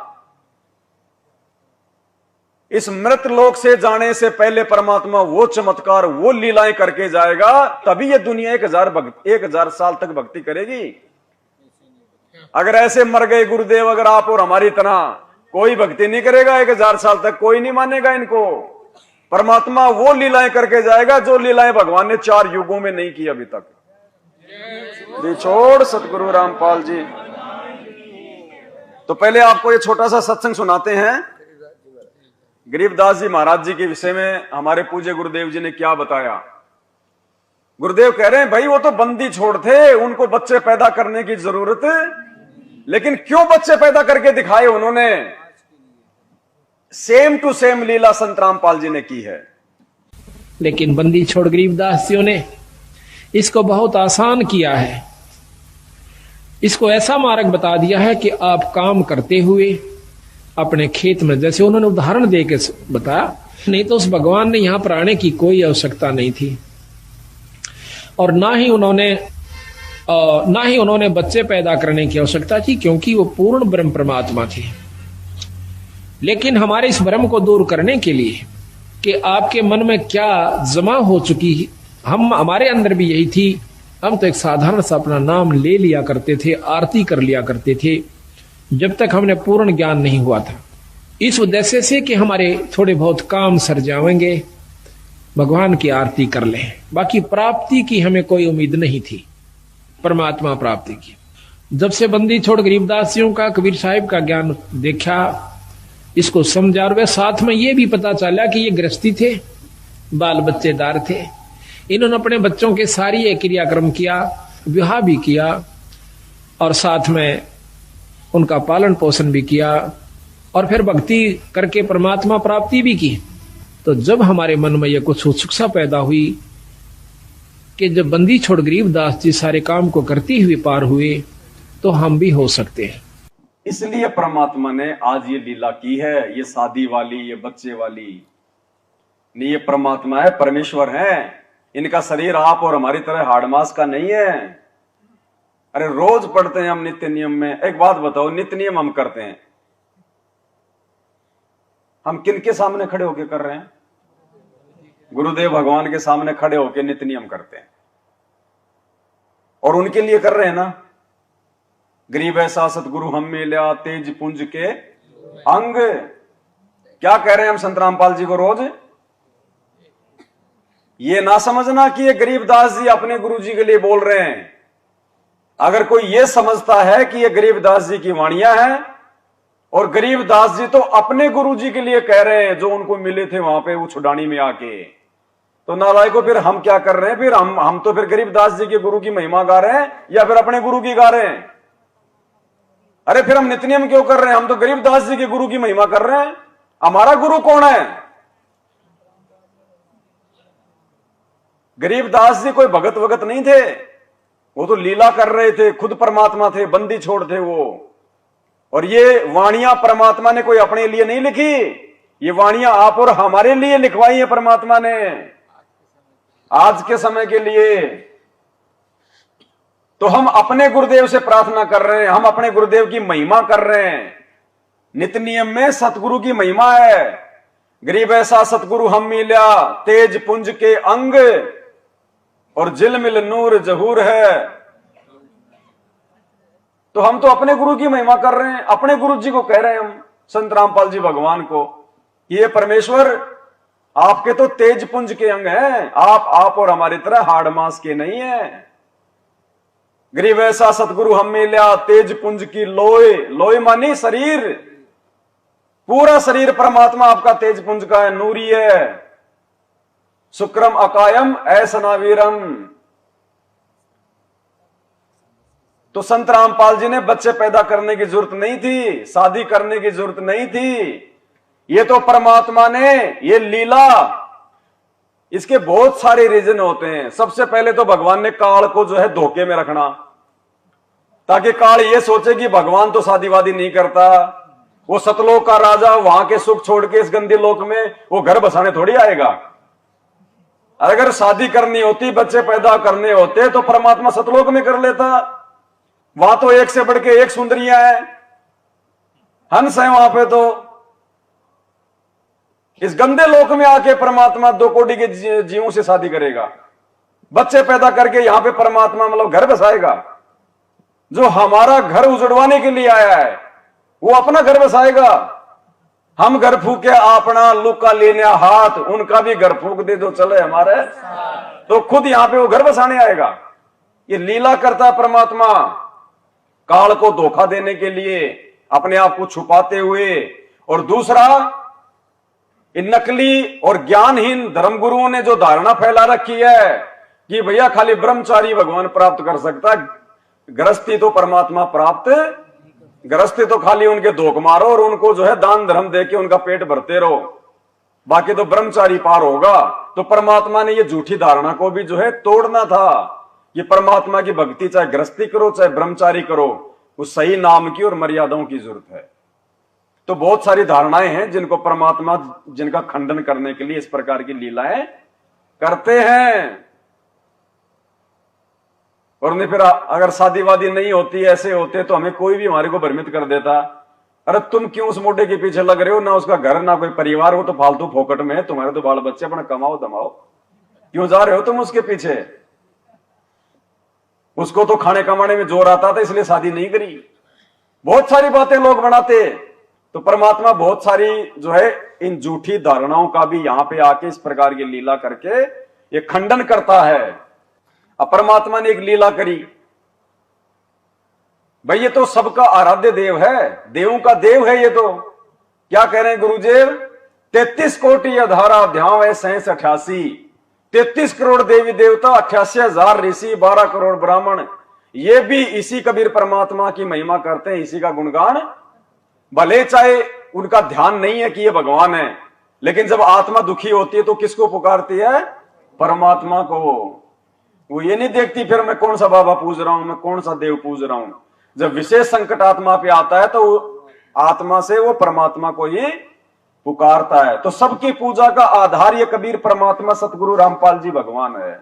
और गुरुदेव ने लीला ये क्यों करी, सबका आराध्य होने के बावजूद 25 साल तक इन्होंने हनुमान जी की पूजा करी। बताया ना गुरुदेव ने सत्संगों में, क्यों भाई, परमात्मा तो किसी की पूजा करता ही नहीं। लोग ये भी कह देंगे कि भगवान तो कभी किसी की पूजा करता ही नहीं, भगवान तो इनकी पूजा छुड़वाने आता है। और तुम्हारे गुरुजी ने तो 25 साल तक हनुमान जी की पूजा करी, बाबा श्याम जी की पूजा करी, दिन में 7-7 बार हनुमान चालीसा करते थे, और खुद तुम्हारे गुरुजी कह रहे हैं, बात सही है। अब ये लीला परमात्मा क्यों करता है। बहुत सारे ऐसे लोग जो बचपन से ही जो भक्ति में लग जाते हैं, किसी को 40 साल हो गए, किसी को 50 साल हो गई।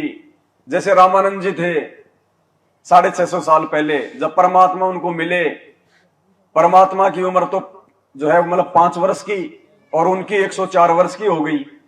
और आके भगवान ने उनको ज्ञान दिया, उनको सब कुछ दिखाया ऊपर उनकी आत्मा को ले जाके। तो रामानंद जी ने क्या कहा था कि भगवान अब मैं कहां से मोक्ष प्राप्त कर पाऊंगा, मैंने तो मेरी पूरी जिंदगी जो है विष्णु भगवान की साधना में, इन्हीं की उपासना में मैंने तो व्यतीत कर दी, और अब तो मेरा शरीर छूटने का समय हो गया, अब कैसे मुझे मोक्ष प्राप्त हो सकता है। तो परमात्मा ने उनको क्या समझाया था कि जैसे कोई रस्सी होती है, वो कुएं में जा रही है बाल्टी के साथ, और जाते जाते यदि उसका वो सिरा पीछे का हाथ लग गया तो समझो कुछ नहीं गया। तो वर्तमान में परमात्मा ने ये 25 साल तक परमात्मा होने के बावजूद भी हनुमान जी की पूजा करने की लीला इसलिए करी कि जो आत्माएं वर्षों से इन पूजा पाठों में जो लगी हुई हैं, किसी की 60 साल की उम्र हो गई, किसी की 80 साल की उम्र हो गई, कोई मंदिर में जो है कोई जो है पुजारी बन के बैठा हुआ है, कोई बेचारा शास्त्री बन के बैठा हुआ है, और जब उनको इस ज्ञान का पता चलेगा तो वो सवाल करेंगे वो गुरु जी से कि गुरु जी हम क्या करें, हमने तो पूरा जिंदगी उपासना में बिता दिया, अब तो हमारा जो है मतलब मरने का समय हो गया। तो गुरु जी उनको समझाते थे आश्रम में बैठा के कि देख भाई, मैंने भी तो 25 साल तक हनुमान जी की पूजा करी थी, और जिस दिन मुझे पता चला इस ज्ञान का उसी दिन मैंने छोड़ दी और इस सत्य ज्ञान को मैंने अपना लिया, और थोड़े समय में परमात्मा ने मुझे भक्ति से जो है वो परिपूर्ण कर दिया। तो उन आत्माओं का वो दिल डटेगा कि भाई जब गुरुजी ने 25 साल तक करी, जब तो भाई फिर जो है गुरुजी कह रहे हैं तो जो है कोई दिक्कत नहीं, तो तुरंत उसका ध्यान हट जाएगा फिर कि मैंने क्या किया और मैंने क्या नहीं किया। आज से पहले वो चिंता नहीं रहेगी फिर उसको। तो परमात्मा अपने बच्चों को चिंता मुक्त करने के लिए भी जो है इस प्रकार की लीलाएं करते हैं। अल जी भगवान की। और कोई ये कहता कि भगवान ने नहीं करी पूजा, आज से पहले नहीं करी, तो ये भी नहीं है।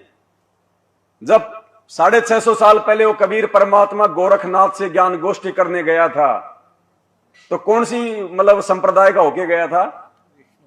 वैष्णव संप्रदाय का। गले में कंठी माला भी थी, टोपी भी थी, तिलक भी लगा रखा था, सफेद कपड़े भी थे, कांख में वो थैला भी था। तो परमात्मा वैष्णव संप्रदाय के बन के गए थे।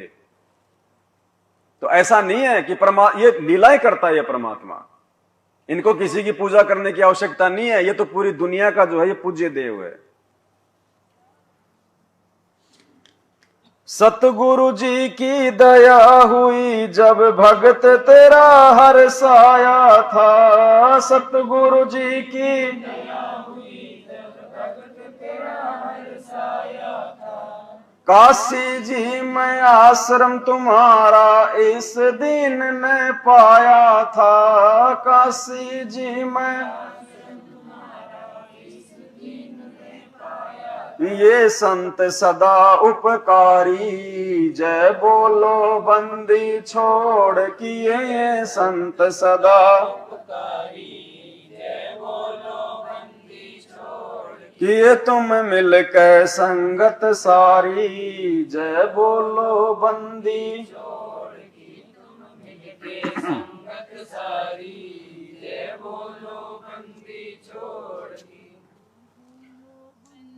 छोड़ की, जय बोलो बंदी छोड़ की, जय बोलो बंदी छोड़ की, जय बोलो बंदी छोड़ की तुम मिलकर संगत सारी, जय बोलो बंदी छोड़ की संगत सारी, जय बोलो बंदी छोड़ की। सतगुरु जी की दया हुई जब भगत तेरा हर्षाया था। अब कितना बड़ा रहस्य है इस वाणी में।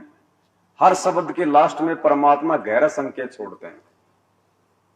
सतगुरु जी की दया हुई जब भगत तेरा हर्षाया था।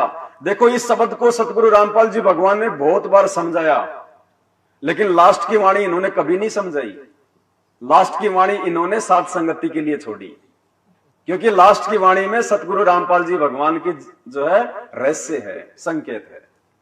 सतगुरु जी की दया हुई जब भगत तेरा हर्षाया था, और काशी जी में आश्रम तुम्हारा इस दिन ने, इस दिन ने का मतलब संत रामपाल जी ने, यानी संत रामपाल जी कह रहे हैं कि काशी में जो आपका आश्रम था वो इस रामपाल दास को मिला था, रामपाल दास को प्राप्त। अब बताओ काशी में संत रामपाल जी का कौन सा आश्रम है भाई, बता दो, है कोई आश्रम काशी में संत रामपाल जी का? फिर क्यों कह रहे हैं कि काशी जी में आश्रम तुम्हारा इस दिन ने पाया था? घड़ी में से निकालना था ना, घड़ी में से निकालना तो ये क्या रहस्य है? ये लगाया उसको। परमात्मा संकेत कर रहे हैं कि वर्तमान में जो आत्मा संत रामपाल जी का मुंह बोला गुरु होने की भूमिका निभा रही थी, यानी हमारे आप और हमारे दादा गुरुदेव आदरणीय रामदेवानंद जी महाराज, जिनको संत रामपाल जी ने अपना मुंह बोला सतगुरु बनाया, परमात्मा ने संकेत किया है कि वर्तमान में जो मेरा गुरु है, ये मुंह बोला रामदेवानंद, ये वही आत्मा है जो 650 साल पहले पंडित रामानंद था। यानी हमारे जो ये दादा गुरुदेव थे, ये पंडित रामानंद वाली आत्मा है। क्या कह रहे हैं गुरुदेव? सतगुरु जी की दया हुई तो भगत तेरा हर्षाया था, और काशी जी में आश्रम तुम्हारा इस दिन ने पाया था। यानी संत रामपाल जी अपने वर्तमान वाले गुरु जी को कह रहे हैं कि काशी जी में आश्रम तुम्हारा इस दिन ने, यानी हे गुरुदेव 650 साल पहले आप काशी में पंडित रामानंद जी वाली आत्मा थी, और उस समय आपके जाने के बाद में वो आश्रम इस कबीर ने, इस दास ने संभाला था। यानी आपके जाने के बाद में आपका जो आश्रम था, इस मार्ग को आगे चलाने के लिए इस रामपाल दास को ही प्राप्त हुआ था, पाया था, यानी प्राप्त हुआ था। काशी जी में आश्रम तुम्हारा इस दिन ने पाया था। ये संकेत है परमात्मा के, वरना बता दो संत रामपाल जी ने काशी में कौन सा आश्रम पा लिया? है कोई आश्रम उनका? ये परमात्मा संकेत कर रहे हैं यहां पे इन चीजों को। यानी वर्तमान में संत रामपाल जी कोई जीव नहीं है, कोई मानुष नहीं है, ये वही कबीर परमात्मा है जो 650 साल पहले आए थे। हर जगह परमात्मा सांकेतिक दृष्टि से ही समझाएगा। शब्द सैन सतगुरु की पहचान है, वो पावे अटल। जो अपने गुरुदेव के संकेतों को पहचानेगा वही अटल सुहाग अर्थात सतलोक को प्राप्त कर पाएगा।